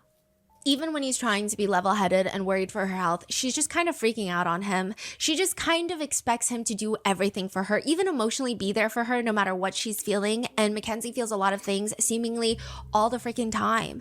When Dom is going on a flight to California, he texts Mackenzie that it's really annoying because he's in the middle seat. Quote, I'm in between 2 people. I don't know. She responds, WTF? Yeah, right. So he's thinking, oh my gosh, like she's feeling bad for me. I'm going to need to know if it's a girl. He reassures her, it probably won't be anyone to worry about. I haven't seen anyone that is attractive at all. Just mostly weird looking people. One person who knows the couple says none of Dom's exes would even keep in contact with him because they all knew Mackenzie was kind of crazy. Wow. She's psycho, a little bit. But it seems like he's just expected to do everything, even pay for her. In text messages, they're discussing a potential trip to New York City. Dom is asking her, can you afford it? Which is like a completely normal question to ask because New York City is one of the most expensive cities in the US to visit. So it's a completely valid question. Mackenzie freaks out. Actually, maybe I don't want to go with you if you're going to be like that. I'm not going on vacation with you, so I'm done talking about this. Why are you literally being crazy right now? To which Dom responds, Kenzie, you're being crazy. She responds, Dom, I'm filling out a fucking job application while you're spamming me. Dom is just so taken aback. He's like, you're trying to make me feel obligated to spend thousands on you. She responds in caps, then don't, ? Which, side note about her filling out a job application, Mackenzie was fired from multiple jobs. Those who worked with her said that she was just like a shit employee. For Dunkin' Donuts, she had just gotten her hair done the day, I think, of coming into her shift. So the manager tells her, hey, you know, it's like part of the uniform. You have to wear the Dunkin' hat because everybody wears the Dunkin' hat. And like you work for Dunkin', so you gotta wear the Dunkin' hat. And she is so offended by this. She's sending like voice notes to her friends and she's like, can you believe that they told me to wear the hat. And I was trying to explain to them, I just got my hair done, so I can't wear the hat. And the manager was telling her, you can't expect us to let you have special privileges and treat you differently from any of the other employees. Like, you have to wear the hat. Mackenzie quits on the spot, leaves a horrible review for the Dunkin' Donuts location. It's very interesting that she genuinely does not comprehend why it's inappropriate for her to be treated differently than other employees. The concept befuddles her. To her, it's just like, what's the big deal about a hat? Which, like, sure, maybe if it was one time, but she strikes me as the person to have a new reason every single time. Today it's the hat. Tomorrow it's the, oh, I can't help you clean something because I just got my nails done. Like, it's always something. One peer... Wearing a hat at a fast food restaurant, Yeah. it's health code. What do you mean? So one peer tells officers later, I mean, she worked with my stepsister at Dunkin' Donuts for a little bit. That's all I know. And then my stepsister told me that she was a terrible worker. She was just rude to everyone. She just didn't care. She'll post on her Instagram stories a picture of a bag that's for sale, a purse. And then she'll DM Dom, this is a new bag. It's silver. He's confused. He's like, why are you posting it on your Instagram story? Just in case someone wants to buy or send it to me. LOL, okay. Babe, only $400.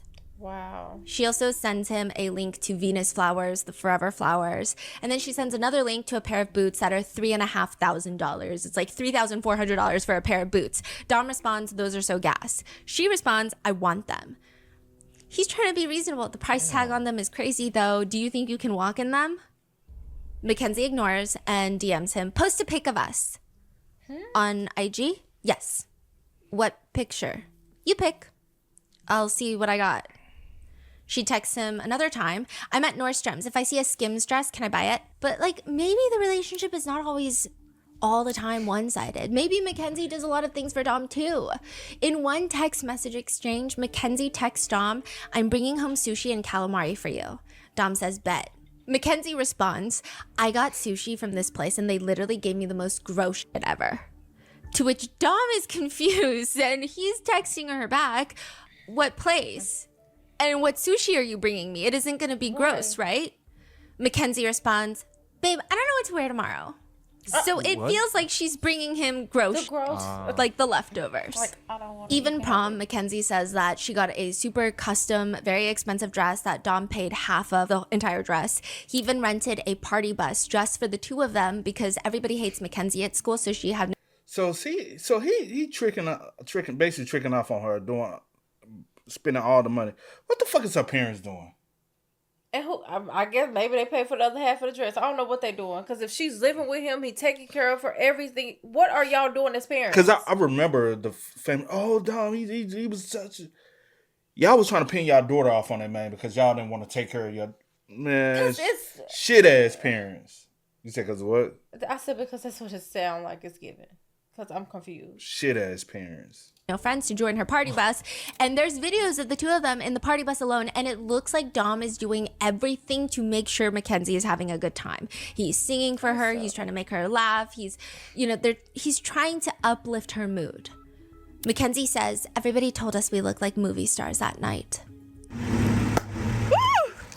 And if Dom ever hangs out with the boys without Mackenzie, there's many a times where she gets so upset by that. She'll have these very smart Instagram DMs. Have fun with a dick in your ass. Bro time. Like, if you think I give a single fuck about Blair, so Blair is Dom's best guy friend, okay? There was because Blair keeps coming up, there was this misconception on TikTok that Blair was a girl that Dom was cheating on Mackenzie with.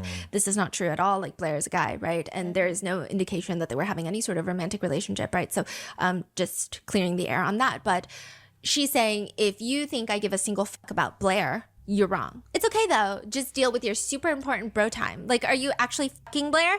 Do you want me to pull up to your fucking house right now with a fucking bat? Like, fucking beat Blair's ass?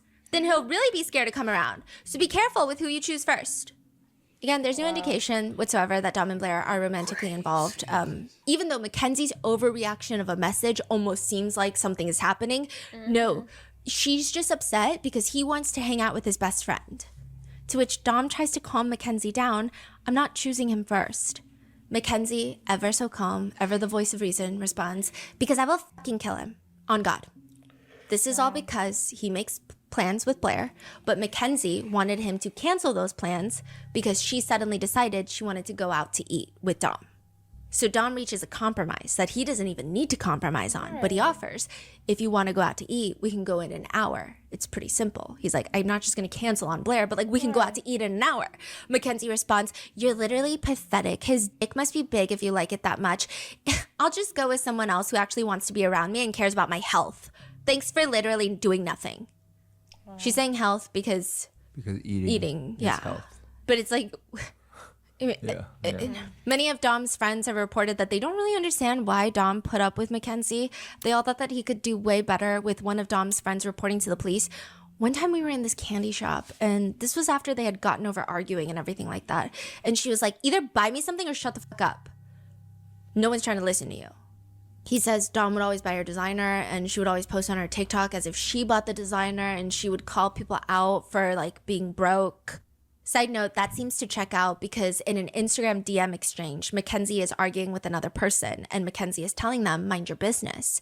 And they come back responding. And so this doesn't seem like an internet hater. It seems like someone who knows Mackenzie in real life. And they're responding, I'm just saying it isn't your money if you don't earn it yourself. I'm not trying to start shit. I'm just so confused on how you talk shit on people being broke, but you flex money that isn't yours and you didn't earn. For real, not trying to start shit, so you don't even got to respond. Sorry, I was just confused and then realized you probably would take it the wrong way. So I deleted it. Sorry. LOL. Like, you can't say you're not broke if it's not your money. That's all I'm trying to get, and everyone agrees with me. Like, ask anyone who is real with you and honest will agree with me. And yeah, you're spoiled, and that's fine. Just don't go around calling other bitches broke when you don't even have your own money yourself. Please be more self-aware. And you say you hate fake friends, but every time I've been with you or hear about you, you're talking shit about someone. It's just not a good look. Mackenzie responds something along the lines of like, yeah, go work your Subway shift. Okay. Baby, you work at Subway. You're not even close to being in my league. I need you to stop texting me right now. They stop texting her. So she hits them back with, so that comment hit close to home for you, huh?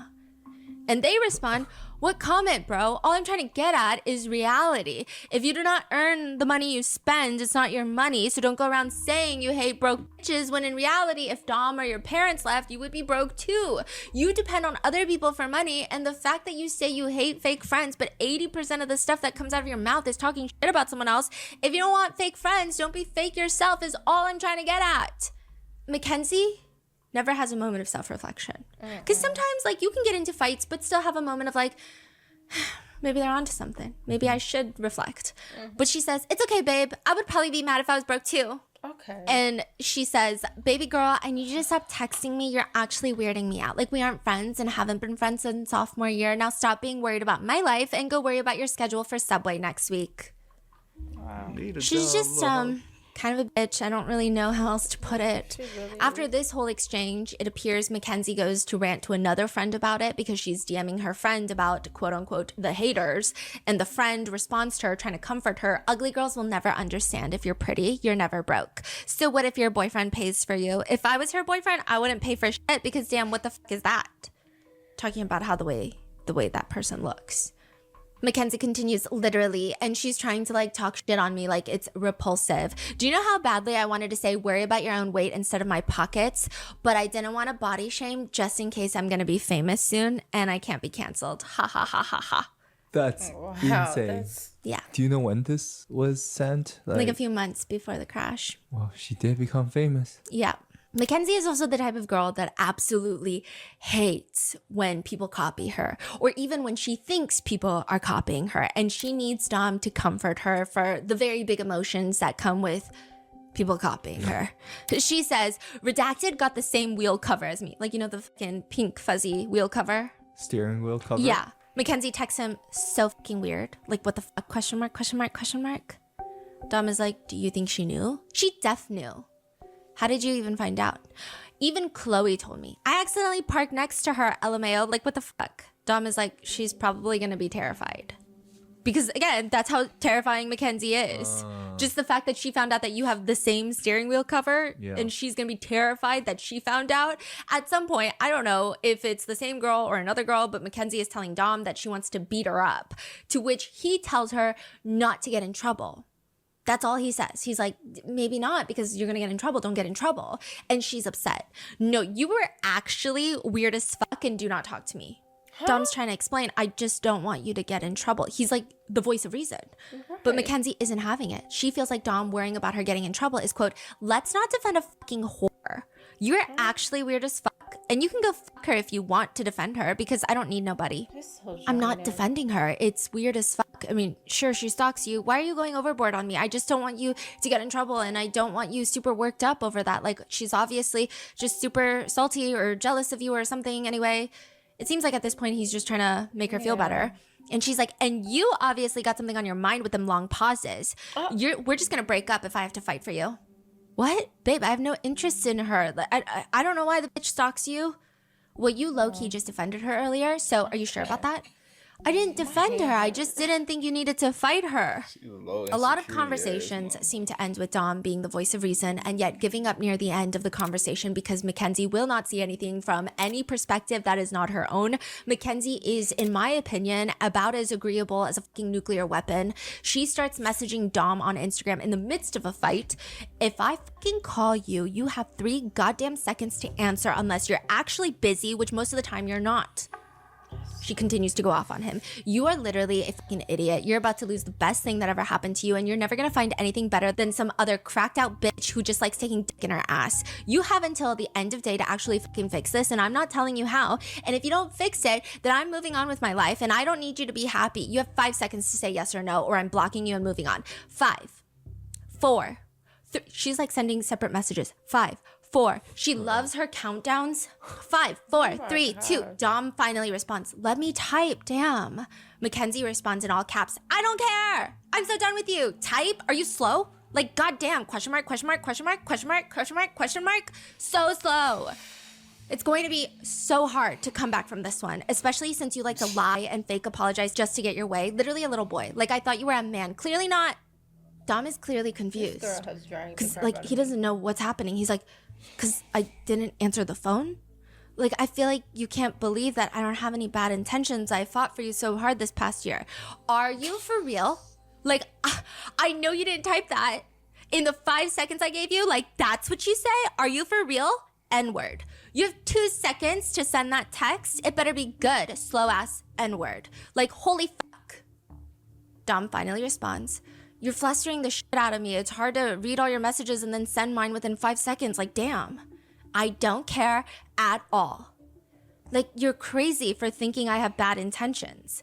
Mackenzie responds in an almost unintentionally ironic way. In caps. You literally suck and just bring me down. I don't know. So she's blowing up just that he didn't answer his phone right away? In 3 seconds. Yeah. Like she's blowing up for honestly like nothing ever. Nothing. It could be anything. This is through Instagram DMs. So he wasn't responding through text in the way that she wanted. So then now she's come to Instagram DMs and she's just like ranting. And usually like it takes a minute because they don't really give context to the fight, obviously, because they're texting each other. But then once you figure out what the fight is about, it's like absolutely over nothing. And so Dom is responding, I do everything for you. I ask for nothing. You bring me down. You don't let me chase any of my dreams. You always say that you come first. Mackenzie doesn't respond to any of the things that Dom is saying. She says, I'm going to give you till the end of the day to apologize and figure out what you did. If you don't actually make this up to me by the end of today and make it good and make me actually believe you, then we are done and I'm moving on with my life. Kenzie, it's not me. I'm sorry, but it's not me anymore. You're doing this. You're making us break up. Yes, I know I'm doing this because I have standards unlike you. Now, this is your last chance because I will move on. If you think you're going to be anything without me, you are a joke. I would answer now. Kenzie, I'm not afraid of any of that anymore. Like, I'm all or nothing. I love you, but I don't have to be with you if you're going to try to do this to me. Once again, she ignores him and writes back, or else you're going to get blocked and I'm going to start texting people. Kenzie, you can be with me or go. Is that your answer? So you're just not going to make this up to me by the end of the night? I don't even know what I'm making up. This is ridiculous. Is that what you're saying? I would answer. Is that what you're saying? You have until 6 o'clock or you're blocked and we're done forever. I will literally burn that fucking scrapbook. 0 fucks given. I love you, but I'm not doing this. This is crazy. I don't get it. Wow. Okay. We're done. Last chance. I've given you over 3 chances today. This is your last chance to make things right and make it up to me by 6. Answer now. Now. Now. Now.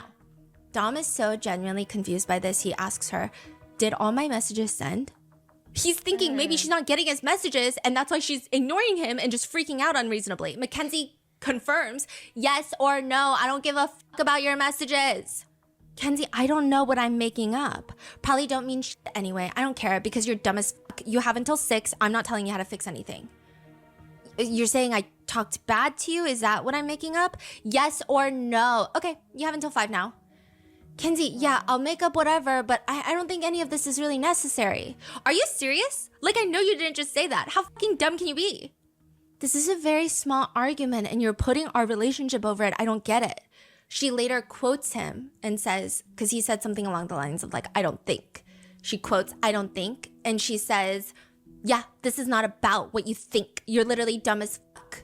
I feel so bad. How the fuck are you not getting that it's more than that and more than this? You lie, ignore, gaslight, dry reply. I can keep going. So she like throws out these words, but I don't find evidence of any like gaslighting in the text messages and stuff. If anything, it's like miscommunication. I really don't. I would watch her reply. I might dry reply sometimes. 4. So it went from 6 to 5 to 4. She's like, you got to make it up to me by 4 p.m. now. If this isn't made up to me by 4 o'clock, we're done. This is my last text message. He's like, I don't gaslight. I don't do any of that. I never intentionally ignore you. 4:30. Okay. Dom responds, this can't be every week, babe. Indicating that this happens every week. And after reading all their text messages, it's like multiple times a week, actually. It's really bad. She responds, you're right. Next time you do this, we're done. No explanations. He's trying to get it through to her. Like, I feel like you don't feel I love you. What the fuck are you talking about? Look, Kenzie, this shouldn't end our relationship. All I'm saying is like, I'll do whatever make you happy, but I feel like you're being unreasonable today because of your stress over your toe and your nose and school. So like, I don't know what happened. This is me saying this. Like, I don't know what happened, but like, these seem like non-problems. Your toe, your nose. Like, unless you broke your nose. Like, why is she freaking out on it? It's so weird. If this isn't made up correctly by 4 o'clock, I'm blocking you and we are done forever. Your attitude will change. Your attitude needs to change, babe. We're broken up until you decide what you're going to do to fix this. If the timer hits 4 o'clock and nothing has happened, we are done. Your attitude needs to change and I'll change whatever. I know you didn't just say that. This is about you. You called me with a bad attitude first, babe. Do you want me to break up with you for good right now? Because that could happen too. And then Mackenzie mass texts him. Do you want me to break up with you for good right now? Do you want me to break up with you for good right now? Do you want me to break up with you for good right now? Do you want me to break up with you for good right now? She sends that 4 times. I'm not repeating it for emphasis. She literally sends the exact same message 4 times. And he tells her, you're being childish. I'm not entertaining it. So we're done? Is that what you're saying? You're not going to make this up to me by 4 o'clock? We're just going to go through the cycle? If you do not answer the fucking question, you are blocked and I'm going to start texting new people. Like, I'm so serious. Clearly, you don't even want a girlfriend. 5, 4, 3, 2, 1. Dom responds, why are you doing this? Like, I don't get it. I mean, we can make it 3. Like, this isn't love. If this is made up to me by 3 o'clock, if it's not, we're done. This isn't healthy. This isn't right. Like, we can make it so much better than this. You're right. We can make it so much better after you make it up to me at 3 o'clock and prove you're going to do better. Until then, we are broken up. I would watch what you say from this point on because one thing that I said wrong will result in instant blocking and I will literally start talking to new people. Dom doesn't respond for an hour before Mackenzie DMs him again. I'm going to take this as you're not making this up to me. Answer right now. Answer right now. Kenzie, if you want to be in my life, you will be. If you want to leave, I'm not stopping you. So you're not going to change your attitude and make it up to me? So you're not going to make it up to me? Yes or no? Kenzie, you have a bad attitude too. It's a yes or no question. It's a yes or no question. And this is about you, not me. Kenzie, no, this is about you and you're making it about me. You have a bad attitude, babe. You called me with a bad attitude first and I'm not doing this anymore. I love you, but I have to set boundaries for myself too. This is February 20th, 2022. 5 months later, Dom will be dead. Now, I'm not singling out this like one toxic fight that happened months in advance where Mackenzie is clearly suffocating Dom over and over again, not respecting his boundaries. But I'm emphasizing that this happens multiple times a week. Like it even, okay, when you go to part 4 where we go through the text messages, it would be like a 5-day long video for me to recount in full every single fight that Mackenzie starts. April 2022, for example, it happens all over again. And this is just from their Instagram DMs, okay? Because the text messages are in part 4. This is from their DMs. April 2022, it starts all over. Dom resorts to DMing her because she blocked his text from coming in, and he's confused. Which, side note, all of this is happening because Dom did not jump at his feet, jump up, enthusiastic about wanting to take Mackenzie to the grocery store. She says, I want to go with you, but I want you to try without me telling you have to try. You only try when it's too late, so now it's too late. He responds, when was I not trying? We've been doing this all day. I don't care. No, you have not. Why would I want to be around you after you just did all this bullshit all day? What have I done? I've only apologized over and over again all day while you called me names. You have 2 minutes to be at my house to take me to the grocery store. 60 seconds. 45 seconds. Tell your mama. Okay, I'll be on the way in a sec. Take yourself. Then he DMs again, on the way. Then he DMs when he shows up at her house. Here. Even just 2 months before Dom and Davion are killed, they're in another fight through Instagram. And side note, by this point, Mackenzie is essentially living with Dom. She's 17, her parents have let her move in. But this fight, Dom tells her, Kenzie, I'm not going to talk to you till you acknowledge what you did wrong. And side note, I don't want anyone to be under the impression that I'm taking creative liberty in the tone of Dom's voice, because there is a video fight of them. And most people say that Dom was like a very chill speaker. He never is yelling, screaming. Kenzie is always yelling, screaming. So it's not that like I'm trying to phrase Dom's voice to be more passive. Like there's a literal fight where she is outside banging on his door, and this is how he talks. This is his cadence. He's always trying to diffuse. He's never flipping out. There's one part where he does raise his voice at Mackenzie, and Mackenzie intentionally records it, but it almost seems like the man is so frustrated. Like he's like, stop, like don't stop, don't talk, like you're saying disrespectful shit, like stop. If anything comes out your mouth that's gonna be disrespectful, instigating, or anything at all, like I'm whipping this car over, okay? And you are getting the fuck out immediately. I don't care where it is. Do not say anything that could piss me off, okay?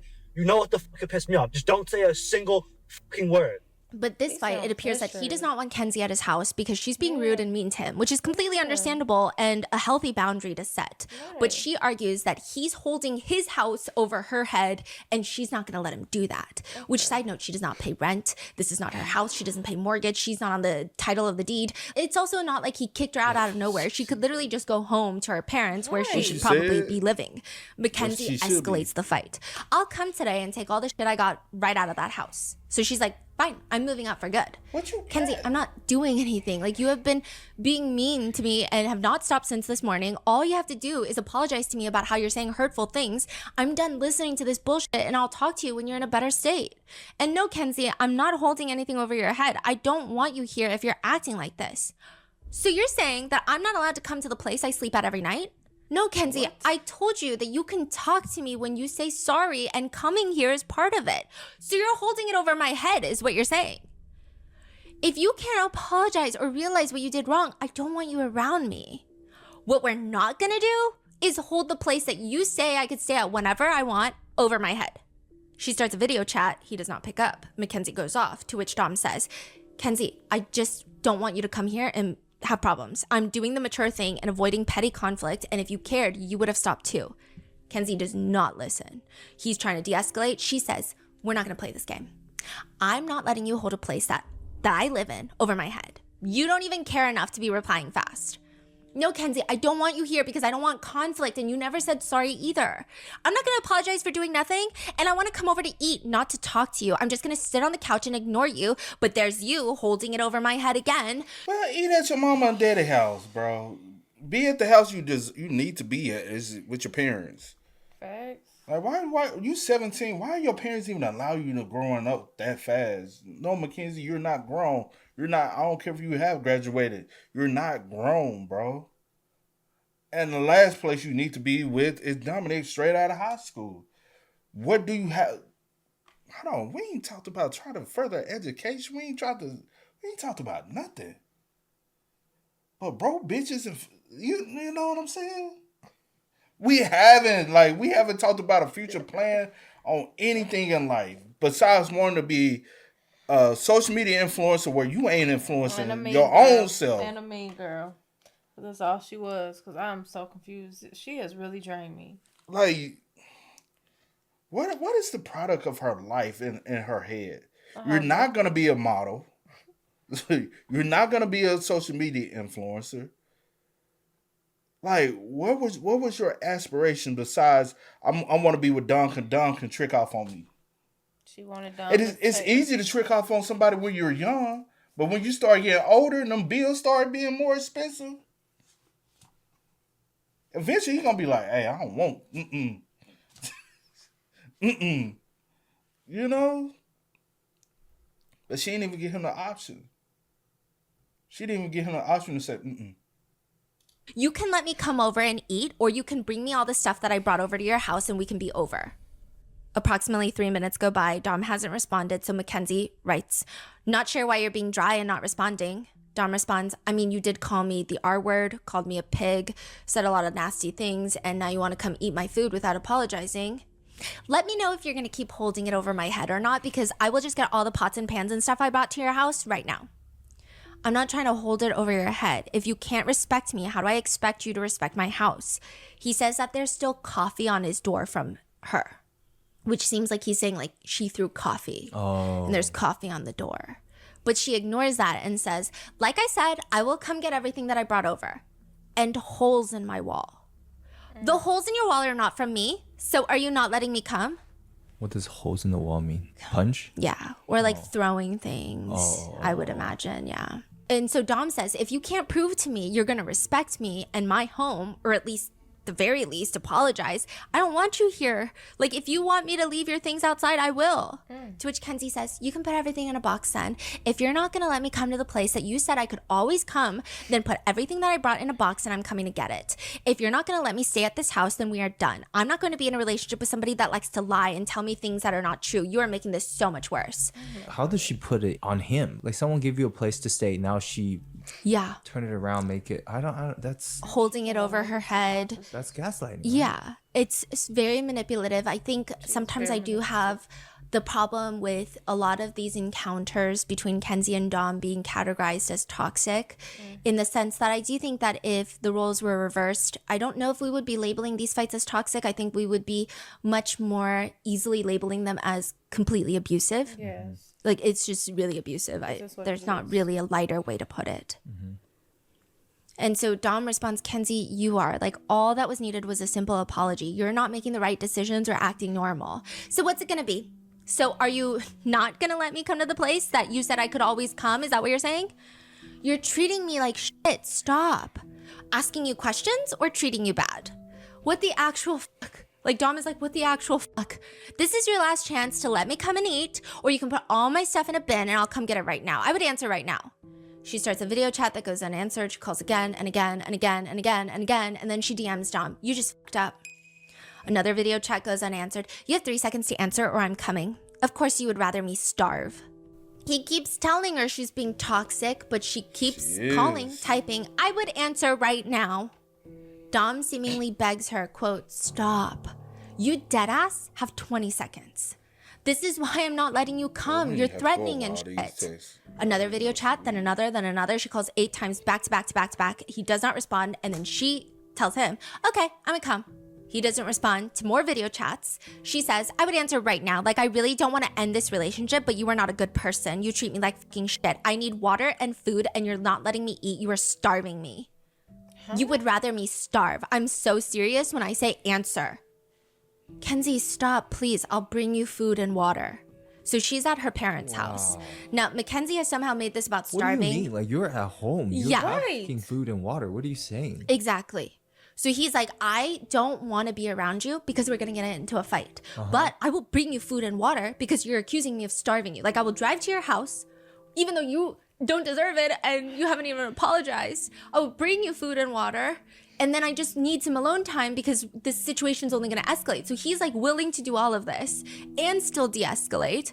I mean, again, if the roles were reversed, this is like, frankly, a terrifying relationship dynamic that is just abusive. Yeah. Dom offers to bring food, water. Kenzie just gets racist instead. She writes to him, you need to answer right now, N-word.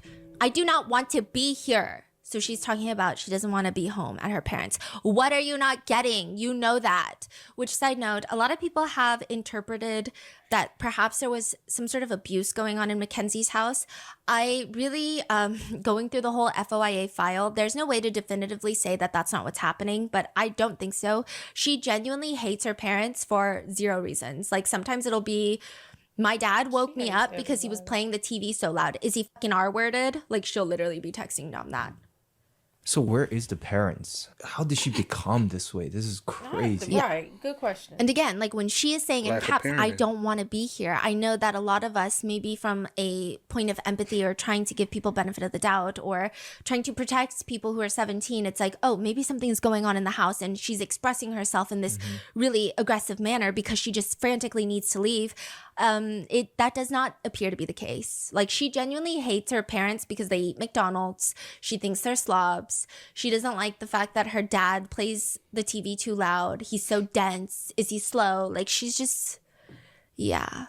There's a whole birthday debacle we're going to go into later. She is like so adamant that she wants to go to Florida for her birthday. I'm just going to give you a recap because it's so crazy. She's so adamant that she's going to go to Florida for her birthday. But there's a hurricane coming to Florida because it's Florida. And she's like, yeah, I don't care. I'm just pissed off. She has her entire family and Dom scrambling to figure out where to go next to make Mackenzie happy. And she's like, you guys are going to fucking fix this vacay. And she's like, she's going off on them. And she's like, Dom, you're going to book me a ticket to Cali right now and fix my birthday vacay. And they're all just like trying to make her happy. The parents are too? Yeah. Why? Beats me. I mean, they're just straight enablers. Stupid. They're so That's the right incompetent word. as parents. If I was the president, if I ran this world, I feel like they could even be criminally liable in my fake universe because, like, how do you raise someone like this? Yeah, it should be a crime to be this bad of a parent. A lot of people I think it's raise like people worse. like this. It's like similar to neglect. Like, you are neglecting their capabilities of growing up to be a good contributing member of society. It's just so messed up. So then she's just responding like, what are you not getting? You know that. He responds, then stop being toxic. She does not think that these two things are connected. She writes in all caps, I do not want to be here, so you're going to starve me? Is that what you're saying? Stop being toxic and I'll let you come. He finally tells her, I'm done. So she goes off. Then please just break up with me then. If you're going to sit here and let me beg you for food and water, then break up with me because any good man would never do this to his girlfriend. I would answer right now, you're making this so bad for yourself. Kenzie, now you're being toxic. I said I'd bring you food and water, but instead you're trying to make it about bringing all your other stuff. I do not want to be here. Why are you not getting that? You didn't let me apologize on the phone, and you didn't apologize sincerely to me. Tom is like, I just need 20 minutes. Just give me 20 minutes and stop being toxic and we can talk again on the phone if you apologize and I can let you come over. But instead you just spam me for the last 20 minutes being toxic as fuck. She says, if you're not gonna let me come over here, then I'm going to bring all the stuff that I brought home. It's our house. You always say that. I'm not letting you hold it over my head when I put in the work to the house too. I'm allowed to go over there and eat when all the food that I like is over there. You're holding this over my head. You're still being toxic. I would literally let you come over right now if you would just stop saying all this toxic shit and just leave it alone for a second and let me brush my teeth and then just call you back and apologize. It's all you had to do. You still have to apologize also. I'm not being toxic. I'm telling you what you're doing. Why would I keep bringing pots and pans and stuff for your house over if you're going to hold it over my head and not let me there? Stop. It just doesn't make sense. You expect all this good when you treat me like shit. You're still doing it. You won't stop. Like, what the fuck? And you're still not apologizing. Okay. Dom seems frustrated. He just tells her, let me just bring you food. I do not want to be here. Can you not read? And if you still want me to bring other shit, I'll bring it later. Like, she responds, why are you not understanding that I do not want to be here? Then stop being toxic and arguing with me. I'm going to come over or this relationship is going to be over. I'm not letting you do this to me. Just let me cool down. Just let it cool down for 10 minutes and then apologize. You're not going to hold over a house that we built together over my head. What? Yeah, she's acting like she's fucking Martha stewarding this house. Like she's done nothing. She also, like, she never cleans. She lives like a slob. Everyone has not testified, but they have spoken up about how she's a slob. Dom tells her, like, I'm asking for the bare minimum. Mackenzie responds, and I'm asking for literally 1 peach and water, but you can't even let me come eat. Dom responds in all caps, stop. Why is this making you so mad? I can't ask for food now? So now she's acting like he's like this a threatening, abusive person who's like controlling what she eats. Yeah. I'm about to be done texting you. I told you so many times I will bring you a peach and water. And if you really want, I can bring the rest of the stuff later. But instead, you're trying to say I'm holding my house and food over your head when I'm really not. You just can't respect me and can't stop arguing and being toxic. That's why I'm not letting you over. Wasted energy. This is when she finally apologizes a little bit. Not really. She says, obviously, I'm sorry for calling you names. My life was literally going to shit, and so many things were happening, which obviously you don't care about. I didn't mean anything that I called you because you didn't mean what you said. I'm not being toxic, and I'm respecting you. I've done nothing disrespectful except ask you for food. You're still not understanding that I do not want to be here, and you're still offering to bring me food somewhere where I don't want it, when I could literally come there and eat. Why are you doing this? You are treating me like fucking shit right now. If this old pattern is going to keep happening, then I don't know if I can do this anymore. Dom tries to set boundaries, which like that was not even an apology, by the way. Okay, Dom tries to set boundaries for the trillionth time. You are being toxic by forcing me to do things. I wasn't forcing you to do anything. You could have just let me come over and all of this would have been chill. Like, I need food and water so bad you don't even care. Dom responds with what Mackenzie was forcing him to do. He says, you're not letting me get off the phone, not apologizing when I said all you had to do to come over was just apologize or leave me alone for a little bit to cool down. But instead, you said you can't apologize. And then you said that I have to bring you all your things when I said that I could bring you a peach and water. But I was only saying that because you were going to apologize. See, you're making it a loop because every single time I was telling you to apologize, you were saying no. And then I was saying, well, let me bring you food and water and a peach. And then you were saying, oh, I'm holding the house over your head. I'm holding food over your head. When all I wanted was an apology so that, for you to just come from you to keep saying, but then you keep saying, I don't care, that you just need food and water, but I've been trying to bring it to you this whole time and you just keep arguing with me. See how you're still being toxic? So he's like finally like letting it out, okay? He's like, we're just going in a loop. And I think that's why the message is so confusing because he's like, I'm living in a loop. I don't even know what's going on. Like, this is what you're forcing me to do. And after all of that, because he's like, all I wanted was an apology. Like, that's the crux of his feeling. He's What you do that for? Nothing.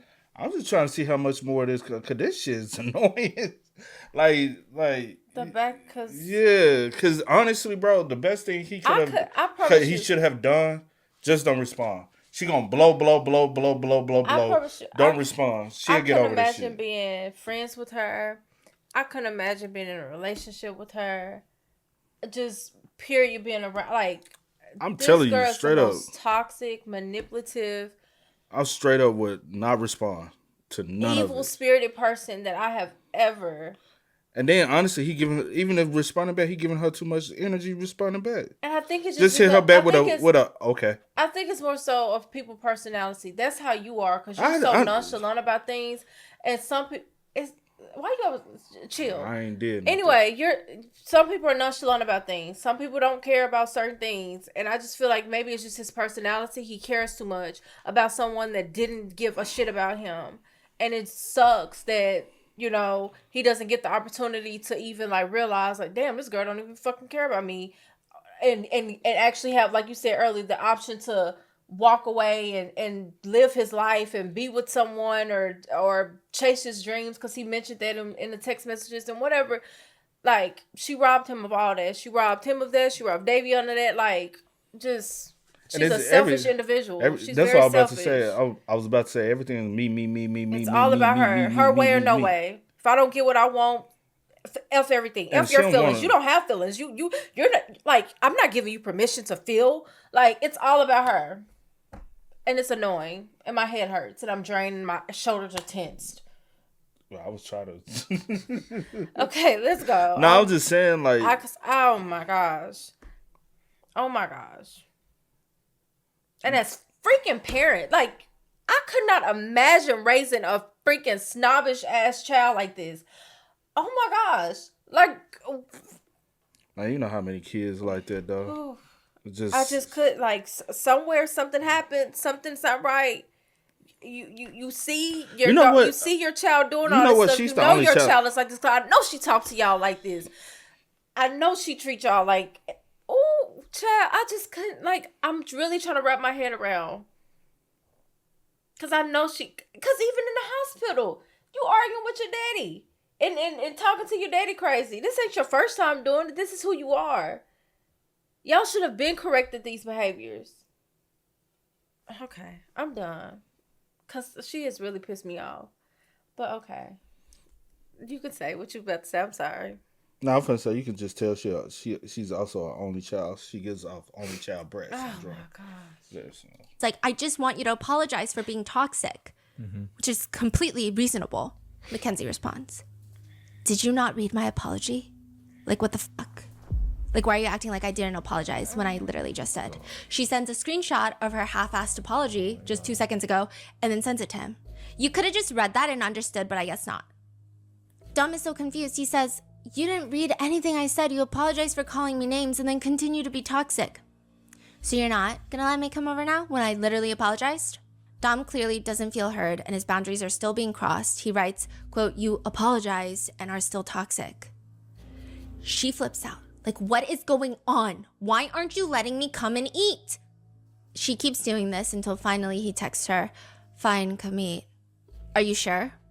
Yeah, just don't be toxic. I was never holding anything over your head. I said I'd bring you food and water. I said leave me alone for a sec and apologize, and you could come over too, but you didn't leave me alone. I do appreciate the apology you did make, though. It's not about who's right or wrong. It's about understanding and growth. This is what Dom says, and this is from May 23rd, 2022, just 2 months before Dom is killed. Since Davion is no longer 18 years old, his parents felt that he was ready to be taken off their Life 360 app, which is the app like your parents can track the kids' locations, whether or not they're speeding or they're driving or if they're in the car right now or if they're walking. But instead of just getting rid of the app altogether, Davion instead connects it to his friend group. So he has a tight, close-knit group of friends and they all share each other's Life 360 apps. Really? Wow. I guess it's like, find my friends. You just want to make sure everybody's safe. You want to track everybody's locations, make sure that everybody is... I think the idea is very responsible. Now, July 31st, 2022, at 9:43 a.m., Davion's friends are on the Life 360 app and they're confused because they see Davion's location is heading towards the Strongsville police station. But they're like, okay, well, maybe he's just heading in that general direction. It doesn't necessarily mean he's going to the police station, right? Within a few minutes, Davion's location shows that he is inside the Strongsville police station, or at least his phone is. And they're like, this is really odd. Like, why would Davion be at the police station at 10 in the morning? Like, this is so weird. They check his Life 360 history, and they notice there is this weird incident that happened at 5:30 a.m. At 5:30 a.m., they get an alert, and it shows Davion's phone location heading down Progress Drive. Progress Drive is technically officially called Progress Drive Business Park, because it's basically a commercial road. I don't even know if commercial is the right word. It's more so industrial. So you drive down Progress and it's just a ton of these light industrial warehouses. I feel like you've all seen those like business parks where you've got the flex office spaces and then you've got the warehouses. You see lots of big trucks driving through that road. It's not massive Amazon level warehouses, but it's also not corporate in the sense of like, oh, this is our corporate location where we invite clients over. Like you're going to see a lot of manufacturing companies, pipeline businesses, plumbing businesses have, locations down here like ICI Metals, Rafter Equipment Corporation, Pipeline Development Company. Like they all have buildings along Progress Drive. It's just warehouses and their parking lots. There's no residential homes, no shops that you can stop in and grab a coffee, no pedestrians. It's just an industrial road. Why would Davion be there at 5:35 in the morning? Does that kind of answer what the statement that you made earlier? Yes. About is that like kind of like a... Yes and no? Yes and okay. Morning. With an alert on Life 360 showing high speed alert with the top speed at 90 miles per hour. And the Life 360 app shows that Davion's location is stopped for a point in time at one of the warehouse buildings, specifically the Pipeline Development Company. It almost looks like he's gone into the building with his phone. Why would Davion be in this random warehouse building at 5:35 a.m.? And now a few hours later, he's just heading to the Strongsville police station? Davion's friends are really confused. They're trying to in real time piece together what's going on because they're like, what's happening?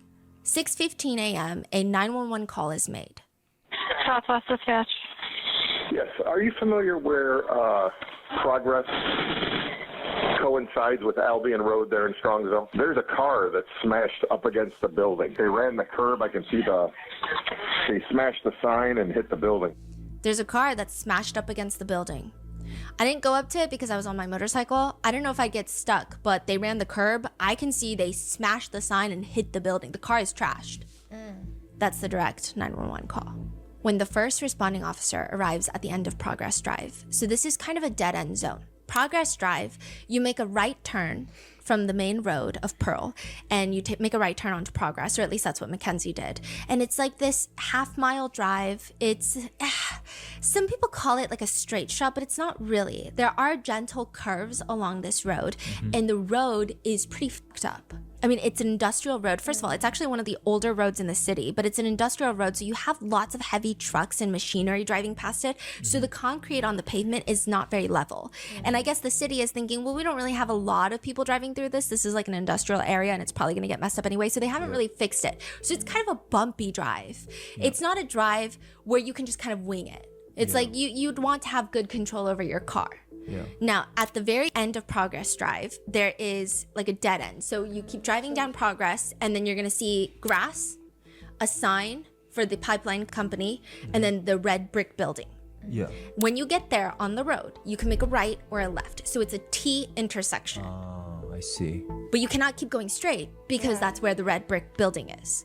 But that is what Mackenzie's black Toyota has done. It has gone straight, essentially flying through the building sign, through the grass, and jamming the car straight. Remember, I told you, I said, because I've analyzed this video from like a different angle, right? And I said, I really believe she veered to go straight. Bam! But she actually hit the sign. And when she hit the sign head on, it hit and it kind of turned the car. So it turned it to the left. Because it would have been more on the right. It would have hit, it would have veered the car leftwards where the impact would have been on the passenger side. That's honestly what saved her life. Is that when she hit the sign, that little shift of momentum, it wasn't the biggest because the rate of speed she was going at was so fast, but it was enough to alter the direction a tad bit. Where she wouldn't get a blunt force impact. Blunt force impact, honestly, if they went straight into the building, that car would have been. I've seen wrecks that, like the impact. I'm like, God, you talking about a metal car. Like these dudes I went to high school with. They was in a car. They got chased down off the road. A lot of people know that nobody was charged in the situation, but on the back of the bumper there was a red marking where they were driving at high rate speed trying to go down the highway. The truck that was behind them was driving at a high rate speed. They believed that they were bumped, just slightly bumped. They went right into a tree. And the car wrapped around the tree. And I was like, what the? The car's still there. Cause I'll show you where the car is all the time because it's headed to, not where my dad lives, out that way. But it used to be my grandma before she passed. But the tree, you would look at the tree, you would never believe a car was wrapped around this tree. And the severe impact, and I'm like, if she went directly at this building, I really believe the impact would have folded the car up and they all would have. That's the reason why I believe she was trying to take herself too. I 100% believe that. That's my personal belief. I don't know about you. I don't know about anyone else. That's just what I believe. Because direct impact, I don't see how she survives. But with the slight adjustment of the car, because it hit the sign and would have flipped a little ways, the impact mainly was on that passenger side, which also we talked about it as well. It appears either Davion, and possibly Dominic. Dom or Davion. I was saying both. Oh. I'm trying to say both of them. Possibly was trying to, because then they said the car slipped in neutral, then back. So it's a possibility that they were trying to get her to stop. Yeah. And that might be the reason why the car veered into the sign first. Could be. Because they could have been arguing over it. Because didn't it also say somewhere where they believed that Dominic was asleep? I'm not sure. I swear I remember somewhere it said they believed Dominic was sleeping, Davion possibly was alert in the back seat. And if so, if somebody's going that fast, I am trying to, what the fuck going on? I can't jump out the car at 100 miles per hour. I'm a die from that. I can try to force this joint into park it, but we all know transmission wise, it's possible, but I don't know. I think that impact is what honestly saved her life. But that is what Mackenzie's black Toyota has done. It has gone straight, essentially flying through the building sign, through the grass, and jamming the car straight into the corner of this warehouse building. The car looks obliterated. You can hear the officer, the first responding officer through the body cam, starting to freak out, and he's going straight into work. He is booking it to the car as quickly as he can. He's going straight into work. He is booking it to the car. And also the impact, major part of the impact was on the corner. And even on that corner, veered the car over this way, which also saved her from as quickly as he can. He's panting. And as he's running through the grass, you see that there's just massive chunks of this car and debris scattered all around. The car accident looks... the car crash looks less like a car crash. I say accident because he doesn't know what's going on. So to him, like, he's responding to a car accident. It looks like a bomb went off. The car looks like it exploded. The only way to convey the extent of the car's state through words is it looks like the front passenger side of the car had been run through a hydraulic press. It's just like smashed, disintegrated. The officer radios in for backup. Radio, there's a car split in two. Radio, there's an occupant inside. This car's split in two. Radio, there's an occupant inside. He notices the driver first because naturally that's the first place you look for an occupant. Send us some squad now. We gotta bust the window out. Send us some more units. This is not a fresh accident either. She's been here for a while. He sees initially just one person in the car. Then he radios again. We got at least 2 occupants in here. No one's moving. Oh my God, times 3. Radio, 3 occupants. No one's conscious. No one's breathing. And they start freaking out. Radio, we got at least 2 occupants in here. No one's moving. Oh my God. Times 3, guys. Radio, 3 occupants. No one's conscious. No one's breathing. Who can hear my voice? There's banging. He's like screaming, who can hear my voice? Radio, we're gonna need full extraction, all 3. And he's saying like, holy shit, this is bad, guys. They're all pretty young. Now, upon first glance, the front passenger side where Dom was sitting has a lot of the impact. There's a video of the car, and the video is taken after the car is taken to a separate lot. And the front of the car, I was almost confused, like, am I being shown the wrong car? Like, are they gonna move to show me the black Toyota? Because the front of the car looks white. Because it's not like it's a half paint job. It's the front of the car had been disintegrated where all you can see is metal. That's it. The officer doesn't have anything hard to smash open the windows. Like, multiple units arrive and they're just like they're even thinking like, do we use our gun? Like, we need to get in here. Sarge, we're good to try to get her out? Oh, dude, I don't know if we can. They can't get the window open. Eventually, they jam it open. And once they get into the car, they can quickly tell that 2 of them are not going to make it. Oh my God. Oh yeah, they're all pretty young. We got 2 that are gone. I have a 17-year-old female, Mackenzie. Okay, that might be the driver. I know that there is speculations, theories online that Davion was alive at the time of the unit's arrival. It seems like that is not accurate. By all accounts, Dom and Davion were confirmed DOA, dead on arrival, by the officers. But I also wonder, I'll say this, I wonder, because they didn't respond immediately the time of the wreck. Right, because no one knew. No one heard if anything it went to for report. the motorcyclists calling at Yes. 6:15, who knows how long they would have been there? I guess until business is open. Yes. So with that being said, is it a possibility? Oh shit, the way that car looked. I don't want to. I know where you're going. The way that, yeah, I'm just saying. For like, me personally, like if it was like my loved one, I just rather that they didn't suffer, or I mean, because it's still suffering, but wasn't there in like pain and agony for hours before. Yeah. But I'm like, but the way the impact looks so bad, it does look immediate. Yeah. Because I think they said the position, the way that they were put, Donovan, not Donovan. I don't know why I keep calling him Donovan. Davion was on top of Dominic.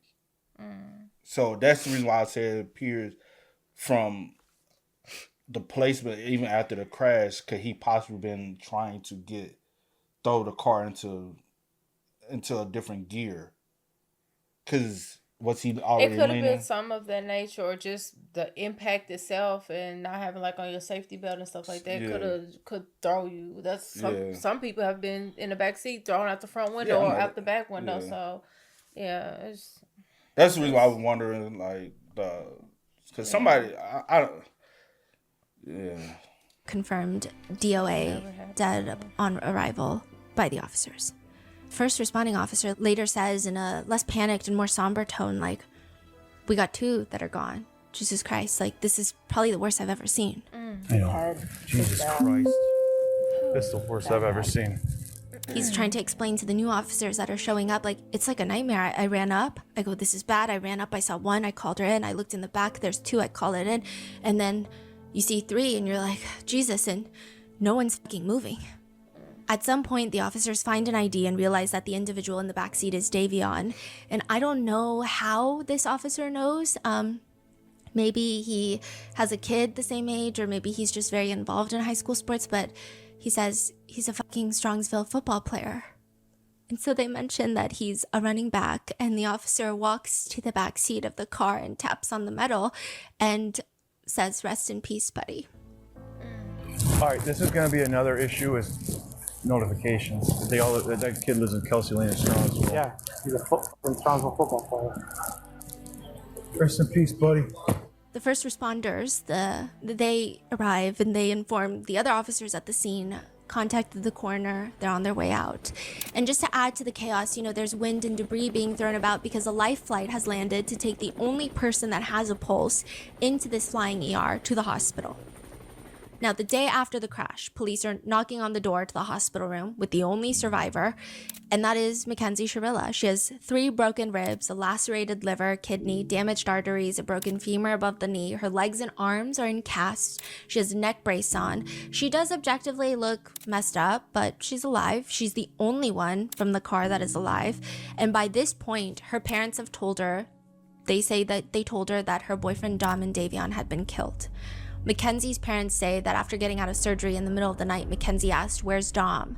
They didn't really think that there was a way to calm her down, so they tell her, and she's just screaming, it's not him, it's not him. Then she asks about Davion, and they say that she learns that he didn't make it, and she was just sobbing, oh God, oh God. But the officers aren't really interested in any of that. They want to know what the hell happened in that car, because it doesn't make any sense. They were able to pull CCTV camera footage from a nearby warehouse that shows the black Toyota that Mackenzie is driving. There's sound to the CCTV, and it sounds like a missile, and you hear the crash.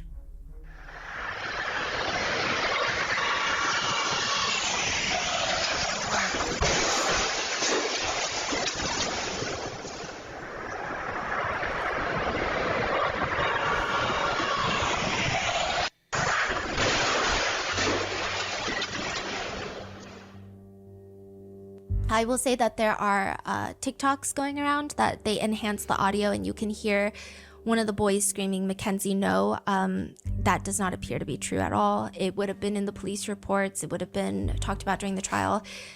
But you can hear the car, and it's going fast, and you hear it crash. It sounds bad. There is no feasible reason that the officers can think of what would cause Mackenzie to drive in this manner. Like, this is not a road that is easy to speed on. It's an industrial road with a speed limit of 35 miles per hour. Not saying that you can't speed over the speed limit, but it's like a pretty bumpy road. So one of the officers actually got into his cruiser and he went around 55 in his cruiser. And he said like the wheel was shaking because, like I said, the road, the concrete is kind of messed up. It's an industrial road. So he's like, to be able to maneuver, because it's not like they were going all over the place. It's like a straight shot missile. It's not like she's, driving and swerving and hitting things and hitting the curb and then slamming into the building. It's like, it almost looks like you'd have to be pretty in control of the vehicle, which also they think that means if someone blacked out or passed out or were so drunk, this is not a road that you can maneuver before straight shotting it into the building. They're like, if she was drunk on Progress, she would have hit something else first. And they pull another version of CCTV camera. So remember, Pearl is the main road of Strongsville. Progress, you turn right. So you're on Pearl, then you make a right onto Progress. They pull CCTV camera from that road. And Mackenzie, when she does that right turn, her blinkers on. That road is fucking... Yeah. You know the road gonna be one of the ones they're gonna fuck your stress up. So you try to drive slow as possible because, which I've worked in plethora of warehouses, factories, industrial roads. You don't want to. You drive your bad cars on the road, like the cars you really don't care about because the tires and everything. You never know, a nail or something might be in the road, so you try to avoid those if you don't have to go over there. But if you do work over there, you don't drive your good shit, And that's the reason why, again, the question I had in the beginning: why this road? This road doesn't make sense. Unless Dom stayed over there in the vicinity. But Davion, if his friends was like, why was his... Maybe they didn't know that he was staying with Dom. Maybe. Possibility. For them to be... Why? But... What you finna say? I would say maybe they did, especially since they shared that. And for them to be alerted, like, with that. Like, I'm pretty sure... I wonder, do they check it? Or if he's like... Maybe they did. Maybe they did. Like, I'm pretty sure maybe if they talk, they family. I need family the family on vacation and stuff like that. That would be a good question for me, like with the family. Like, hey, if Dom is going home, because Mackenzie know where he lives, why would this route be the route that even if she say, "Oh, it was an accident, I never meant to," why turn down this road? Why 100% to turn down this road? If this is not a cut-through road, or even if it's going to take you to another road, why not just stay on the main road till you get to the new, you know what I'm saying? Why go through the, and most industrials, you have some homes and communities, but you wouldn't use that as a cut-through necessarily. But I don't know. I don't know the city. I don't know the area, so. Yeah. She slows down and she has a controlled right turn. And then within the span of like half a mile, suddenly she loses control of the car, and then speed shots it almost 100 miles per hour straight into the building. So nothing makes sense. I think initially when the police got there, they're thinking, okay, young kids, we found shrooms on Mackenzie. They found a quartz Ziploc bag of shrooms on Mackenzie's person, along with a digital scale. So they're thinking maybe this is impaired driving. But when they get all the CCTV camera, they're like, that doesn't make sense. How are you driving completely normally and completely safe, and then all of a sudden you cannot drive? With the argument essentially being, okay, so if Mackenzie is impaired, she's somehow managing to drive with the skill of like an F1 driver straight into a building. So the police believe that rules out the fact that she could be impaired. Though they do a toxicology report or test just to make sure. More on that in a second. But later, Mackenzie and her... Didn't they say they believe she previously have driven down this road before? Like prior to the accident that she had came down this road a couple times? Do we have CCTV footage of her driving up and down this road previously before? Reason why I'm asking that is, does she ever tries to speed up and see how the road is? Because a lot of people with certain roads, they would test certain roads and see like, all right, if I get up to this point, like how would it? Or test just to make sure. More on that in a second, but Later, Mackenzie and her parents, as well as her defense attorney, will argue that Mackenzie was impaired, just not by drugs, not by anything that's going to show up in the toxicology. They argue that Mackenzie was diagnosed with POTS, which can cause someone to faint. I will note that not everyone diagnosed with POTS faints. It's actually, like, this is a very misrepresented diagnosis. In fact, that's a point of frustration with a lot of people who are diagnosed with POTS, is that everyone assumes that they pass out when it's not even part of the diagnostic criteria. Diagnostic criteria typically rest entirely on heart rate response, not fainting. Fainting, however, is a possible symptom, but not everyone with POTS faints. In fact, it's considered kind of like a rare event. It's been described as a disorder where it just feels like you're going to faint. And you might faint. It is, life altering, but it's not like, oh, everyone with POTS is fainting all the time and like they shouldn't be behind the wheel. Like, it's not this like, oh my gosh, so scary, you're gonna die, and like everyone, you can't be behind a car. The hallmark for POTS is more so a heart rate increase of at least 30 beats per minute in adults within the first 10 minutes of standing up or a head up tilt. It's very much based on standing up. That's like a huge thing with POTS. It's okay. So a lot of it is centered around when someone without POTS, I guess like if you and I were not diagnosed with POTS, we stand up. Gravity pulls 10 to 15% of blood into the stomach and the legs. The body will compensate by tightening the blood vessels and modestly adjusting the heart rate. For people with POTS, the blood vessels will not tighten. So blood, pools below the heart, and in an attempt to overcorrect, because the body doesn't really, they're like, whoa, what's going on? Then the body will flood their system with norepinephrine and epinephrine. So the heart is just getting epinephrine and norepinephrine and doesn't really know why. So naturally it causes the heart rate to shoot up abnormally. So, that's like, they might get lightheaded, dizziness, more so than just like, oh, I'm a little dizzy, right? POTS is a life-altering diagnosis, and I'm not trying to say like, oh, this is not serious, but it's not considered life-threatening. There are no deaths attributed directly to POTS. I think that's a huge thing that people in the POTS community feel like the stigma is a lot, especially with driving. And I was actually on the POTS subreddit, and they really hate Mackenzie, it seems, because a lot of them, most of them have been diagnosed with POTS for decades. A lot of them say they've never fainted. And it was like very annoying, because when people find out they have POTS, it's always like, how can you dare drive? Like, there's so many misconceptions about POTS, and it's just they feel it's not true. So that's not to say that people with POTS don't faint. They absolutely can and do, and it can be life-altering when they faint, because typically the biggest practical danger of POTS is injury from fainting. So like you faint, you fall, and you hit your head. Now, it does appear that the general public does just think it's a fainting disease, which doesn't seem to be the case at all. But it's also a condition where you could have been diagnosed, gone years without fainting, and then you suddenly faint. It is entirely possible. Does that mean that that's what happened in this case? Most people don't think so, for a lot of reasons that we're going to dive deeper in a separate episode, but I'm just going to give you a little bit right now. So interestingly enough, a lot of people with POTS thinks that this whole thing is ridiculous, okay? Even the way that Mackenzie's mom talks about POTS in court later during Mackenzie's trial, she calls POTS a blood pressure condition, which inherently is not true. So when your blood pressure drops, that's when people faint. Fainting can be a symptom for some people with POTS, but the condition itself is not a blood pressure condition. It's like more a heart rate condition. So it's just like, people are like, how can you say that your daughter is diagnosed with POTS and that's what caused this fatal crash, but you sound so uneducated about POTS? Like, if this was truly a condition that was life-altering enough for Mackenzie to get diagnosed with it, and then later, according to them, get into a fatal car accident, killing 2 people in the car because of POTS, you would think her mother would know a bit about POTS. But she calls it a blood pressure condition in court, which is inherently not true. Blood pressure, again, plays a role, but it's not a blood pressure condition. If you go on the POTS subreddit, you'll actually see a lot of people who argue that had this been a POTS-related episode, it's more likely that her body would go limp rather than floor the pedal all the way straight into the wall.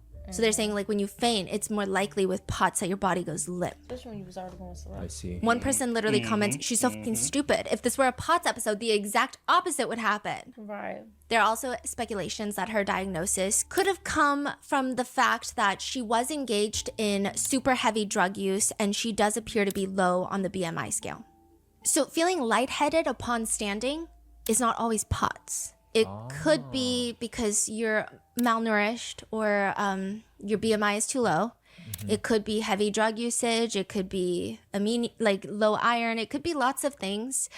But again, like with POTS diagnosis, that's why a lot of people, again, are in the community upset.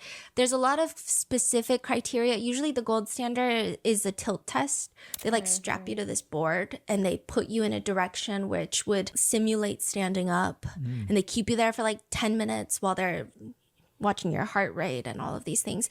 But she gets diagnosed in 2017 because she apparently like fainted in the kitchen. Her mom takes her to the Cleveland Clinic and she's prescribed salt tabs and is diagnosed with POTS. And then it just seems like nothing ever happens.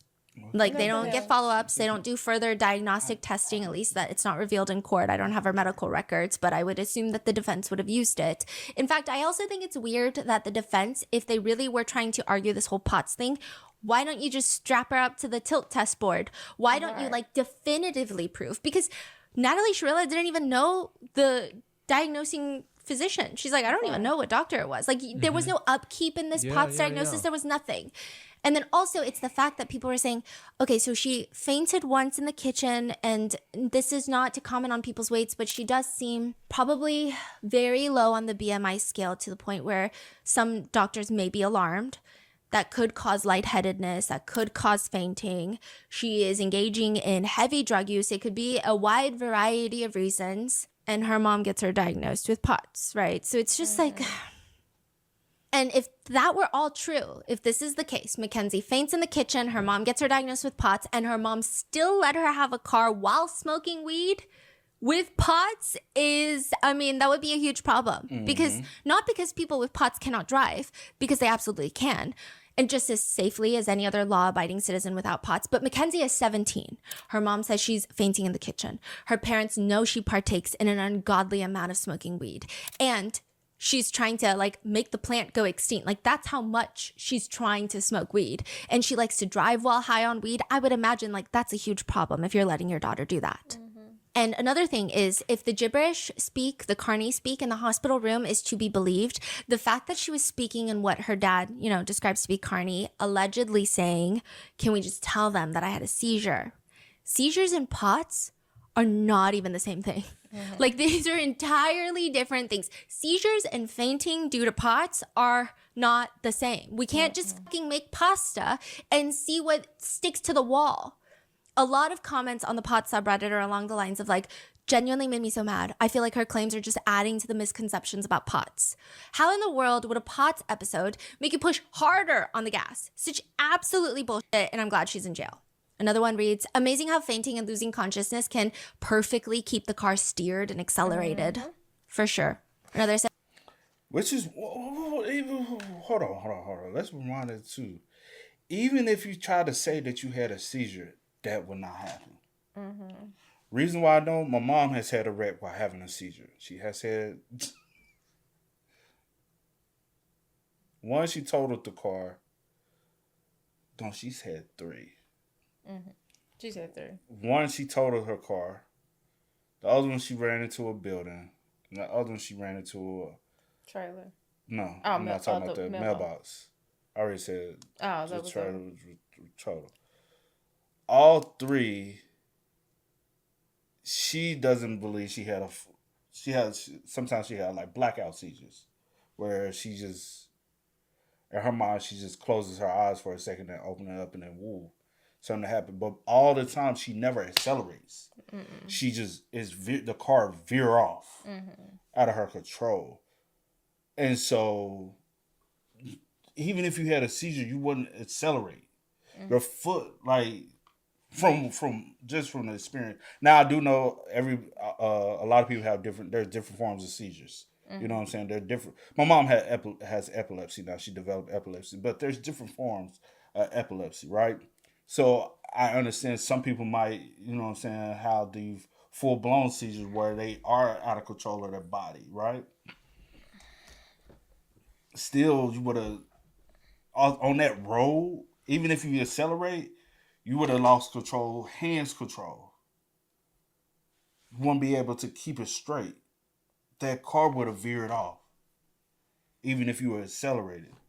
So every notion, everything y'all keep thinking about is try to come up with a medical excuse can medically be ruled out. The only way you're keeping that car straight veered at that high accelerated As speed. if you deliberately did it. If you're deliberately like this and you were that car is rocking, but I'm on a mission. And also maybe because of the road, that's the reason why it kind of jumped the curve the way it did, because the car's already kind of, you know what I'm saying? As my jaw hit the floor when she said it was a medical event due to POTS. Only people with POTS would know that's not how it works. People have also noted that during the trial, during high stress situations with likely dehydration and other things playing into the mix, she never asked for a break because she felt like she was fainting, which is reasonable and expected for someone with POTS. So because like your heart rate goes up when you're stressed and high cortisol, and you know, she's sitting in the courtroom on trial, she's probably not drinking a ton of water, dehydration, and she never asked like the judge for a moment because feels like faint and lightheaded. You know, there's lots of moments where she's standing, sitting, judge walks in, she stands. Like there's not like suddenly nothing matters. You only had POTS in that like 2 minutes in the car. They also argue that medical records after she's life flighted don't match someone with POTS, that after being pulled out of that car with all the other factors, her blood pressure was qualitatively described as elevated when she's pulled from the crash. Now, I will say they are pulled from the crash way later from the actual accident, but some people have argued like POTS would cause, if you fainted, it would be low blood pressure, not high blood pressure, but she had elevated blood pressure. She also had a normal heart rate and ECG showing normal electrical heart function, which probably wouldn't happen, they think, in a POTS episode within like even an hour. Like POTS episode, all of that physical trauma, and then your heart rate is normal. Like they just don't think that makes sense. And also when they extract her from the car, it's like a posterior condition. So she's being moved. So that would mean if she does have POTS, her heart rate should go up because she's going from sitting to probably at least some form of like she's moving. Now, it's interesting to note that her defense did not bring an expert to testify about Mackenzie's POTS and how she could have fainted while operating the vehicle. Some people believe it was a genuine accident, and people who believe it was not have mixed reasonings as to why the defense did not bring in an expert during the trial. We're going to get into it in a second. I feel like I'm getting ahead of myself, but we're going to cover it thoroughly later. So the first theory that police had was that Mackenzie was high and impaired while driving. But it just doesn't make sense with all the CCTV footage they're getting. Very early on, Mackenzie's mom is saying things like, oh, she has POTS, like in the hospital. So she's like, oh, maybe it was the POTS, right? And the police are like, well, that doesn't seem to be the case either. Like, we don't really think that's what happened either. So the police get the black box data from the vehicle, and according to the reports, it reads, the Toyota averaged approximately 80.51 miles per hour in the final second leading up to the collision as it traveled off the roadway. So it struck the commercial sign and then the eastern side of the building. The black box shows that 5 seconds before impact, the Toyota was 100% acceleration, meaning the gas pedal was pressed all the way down. You could not press on the gas further, fully depressed. You cannot press down further. Like, this is very pertinent. And at no point in the 5 seconds was the brake pedal ever pressed. This is the single most consequential data point in this case. I will say there is a change in the engine throttle before impact. That is argued that the car was airborne. So when it hit the curb, I'm not saying it like flew, but it was off the ground, and that will naturally impact the throttle engine readings. But the brake was never pressed. Within the final seconds, there is a small right turn of the steering wheel, then a small left turn, and then a significant right turn of 142 degrees of the steering wheel. 1 second before the crash, the gear shift is moved to neutral and then moved back to drive. Now, this is done manually. This does not slip on its own. There's nothing in the black box that would show that the car would initiate or engage some sort of protection mode or safety feature where it would go to neutral, then back to drive. So like something is happening with the gear shift physically, manually in the car. I was just going to say, I forgot, like when you was watching I forgot the last hard right that they mentioned. But that, honestly, that could have been because she would have had the. But I'm wondering, is that the impact of the because when she hit that sign, she probably tried to bring it back to make sure. No, I'm just saying. She deliberately was aiming for Dominic side to get hit. Yeah. She deliberately aimed for that. I don't think she was deliberately trying to. Well, now you got to think about it. Well, she also like she said, trying to take herself. I don't care who you are. You're not driving at that high speed and I don't know. Like she said in the beginning, maybe kids do think they are some they do think they invincible. Think I can take this car and I can make sure he's gone, but I'm gonna be able to survive. You never know. That I don't know. The car was also found to not have any malfunctions or mechanical errors that could have caused this. Now, I say this with a lot of cases. If anyone truly believes that in a case, a car malfunction is the cause of death or deaths, I think a wrongful death suit demanding tens of millions of dollars will be knocking on the car manufacturer's door. Like, that is my opinion, obviously, but I think that is a strong thing. So the black box data shows there's no malfunctioning of the vehicle. I will note there have been conversations online about whether or not Toyota had acceleration issues in the past. So some people are like, oh yeah, Toyota had this thing where it would just freaking accelerate even if when you didn't want it to. Which makes it sound like Toyotas would just go 100 miles per hour out of the blue, leaving the driver and occupants trapped in a deadly rocket. That's okay. This was a whole thing back in 2009. Formal investigations were held into Toyota's what they called the acceleration problem. The Department of Transportation, so there were multiple calls coming in saying like, oh, the Toyota won't brake. Like, I don't know what to do. I'm stepping on the brake, but it's accelerating. Like, help me. Like, people are freaking out. The Department of Transportation actually found that the acceleration from Toyotas, the unintentional accelerations from Toyotas, was mainly from floor mats getting stuck onto the gas pedal. And more often than not, drivers who inadvertently pressed the gas pedal thinking they were pressing the brakes and then panicking, but a lot of it was user error. Toyota did a massive recall because they thought the financial loss was better than fighting public opinion. There's a whole revisionist history episode on it that I would probably recommend. NASA engineers also helped investigate, and the findings were NASA found no evidence that a malfunction in electronics caused large unintended accelerations. But this entire piece of Toyota history does not go without its own complications. Lots of people have their own opinions about what happened in the past. There were fatalities connected to what has been dubbed like the unintended acceleration crisis. But there are also conspiracies. A lot of people believe that this was propaganda by American car manufacturers to sow fear in foreign-made cars.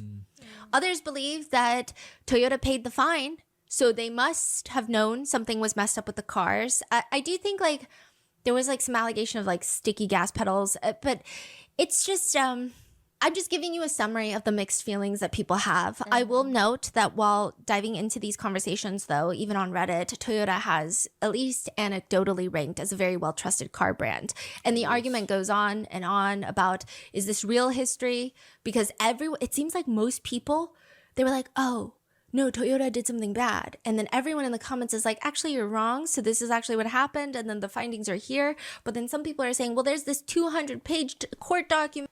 Let me what type of car was Mackenzie driving? I was a Toyota. Was it a Camry? Camry, I believe. Black Toyota Camry. Yeah, I believe so. If I'm not mistaken. I've driven so many Toyota Camrys, bro. For that bitch to get up, you gotta put the pedal to the... I've driven plethora of Toyota Camrys. For those who don't know, I used to work for Enterprise. So, like, whatever. I've driven several cars. I know about malfunction in certain cars because we used to have to deal with, even with cars when they malfunction. That's the reason why it's a one brand of car. I figured out how to fix that mug all the time because the push to start always failed on it. And every time you have to wiggle with some stuff underneath the dash, and I would never... Yeah, I know a lot about different cars. I can work on cars too. Just it is what it is. But a Toyota Camry, it just don't get up like that. You get what I'm saying? You have to pedal to the metal and get that bit going. That's the only way it's going to, you know? It's not a fast car. It's not. Same way with a Subaru. A Subaru is fucking slow as hell. So I've driven them. So when I see somebody speeding in a Subaru, I'll say, you got to pedal to the metal. Now, the ones that got the modified cars and all that, I don't know. I'm just talking about base models. Yeah. Subarus are freaking slow. That's one of the most safest cars you can drive because that it's not made and equipped for all that. But yeah, just the Camry, she doing all that? Nah. Happened, and then the findings are here. But then some people are saying, well, there's this 200-page court document where Toyota paid a fine, and it's not a rabbit hole that I felt was pertinent enough to go down, but it's just, there's no way that that's what happened in Mackenzie's car, especially because, and the only reason I'm bringing this up is because her vehicle most likely had a brake override system, which is BOS. Toyota started installing these preemptively after 2009 because of this whole unintended acceleration crisis. So essentially, if you feel like your car is accelerating unintendedly, let's say your gas pedal is stuck. If you hit the brakes, it'll neutral out the acceleration. It'll engage a safety feature. Yeah. So you'll just be idle. Because you're hitting both, technically, right? Oh, okay. But I mean, that was never engaged because Mackenzie never hit the brake.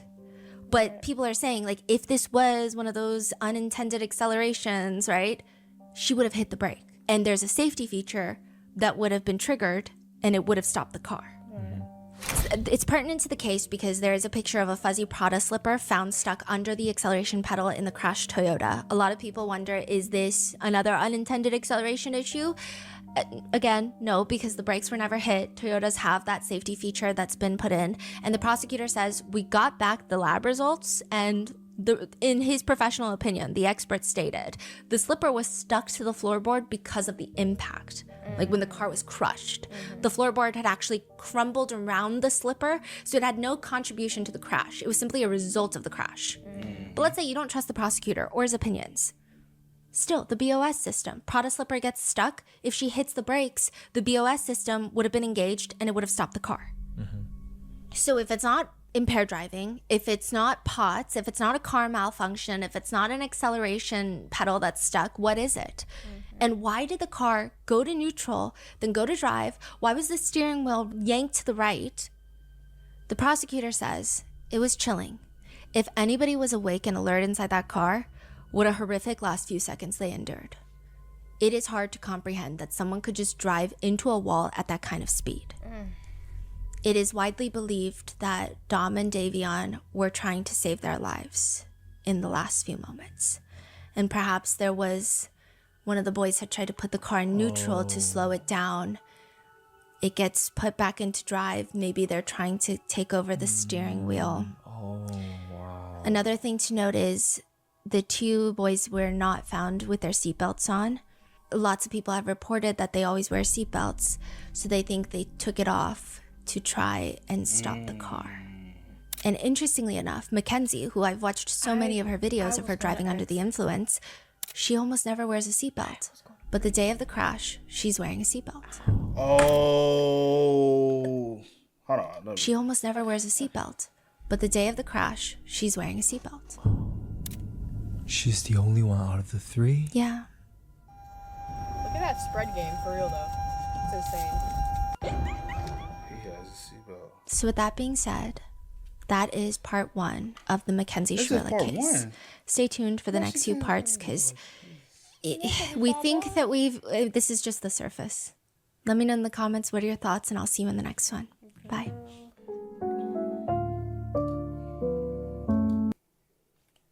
Lord Jesus. just gonna be a long. It's gonna be long.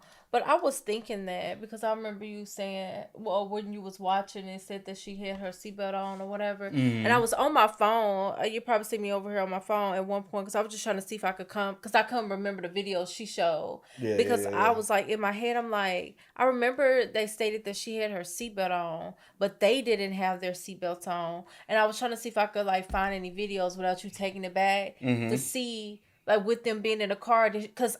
If I can remember, I'm like, it didn't look. I didn't remember that she ever had her seatbelt on in all the videos. But I was like, let me just make sure.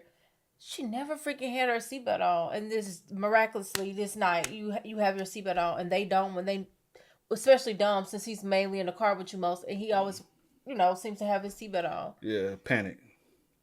Trying to and hurry up, like I'm fighting for my life. Because honestly, as soon as she turned down that street, she immediately floored it. All they could do was do this. You know what I'm saying? And by the time they try to, its impact already happens. Tragic. That breaks my heart. So, man. Rest in peace to Dominic and Davion. That is just... And then all the excuses you sitting up here trying to make for her. Like, I get, like, okay, that's your child or whatever. But your child has done some hate, like... Yeah, rest in peace to both of them. Hey, man, y'all spam us up. Y'all let us know y'all thoughts in the comments for us down below, man. But until next time, y'all know how it go, man. I do go by the name DJ New Kid. This is Sierra Nicole. We are. Kid and C. We are. Ain't no time to kick it. Got a stack of flip for my foes. Dollar. Please tell me you can hear me.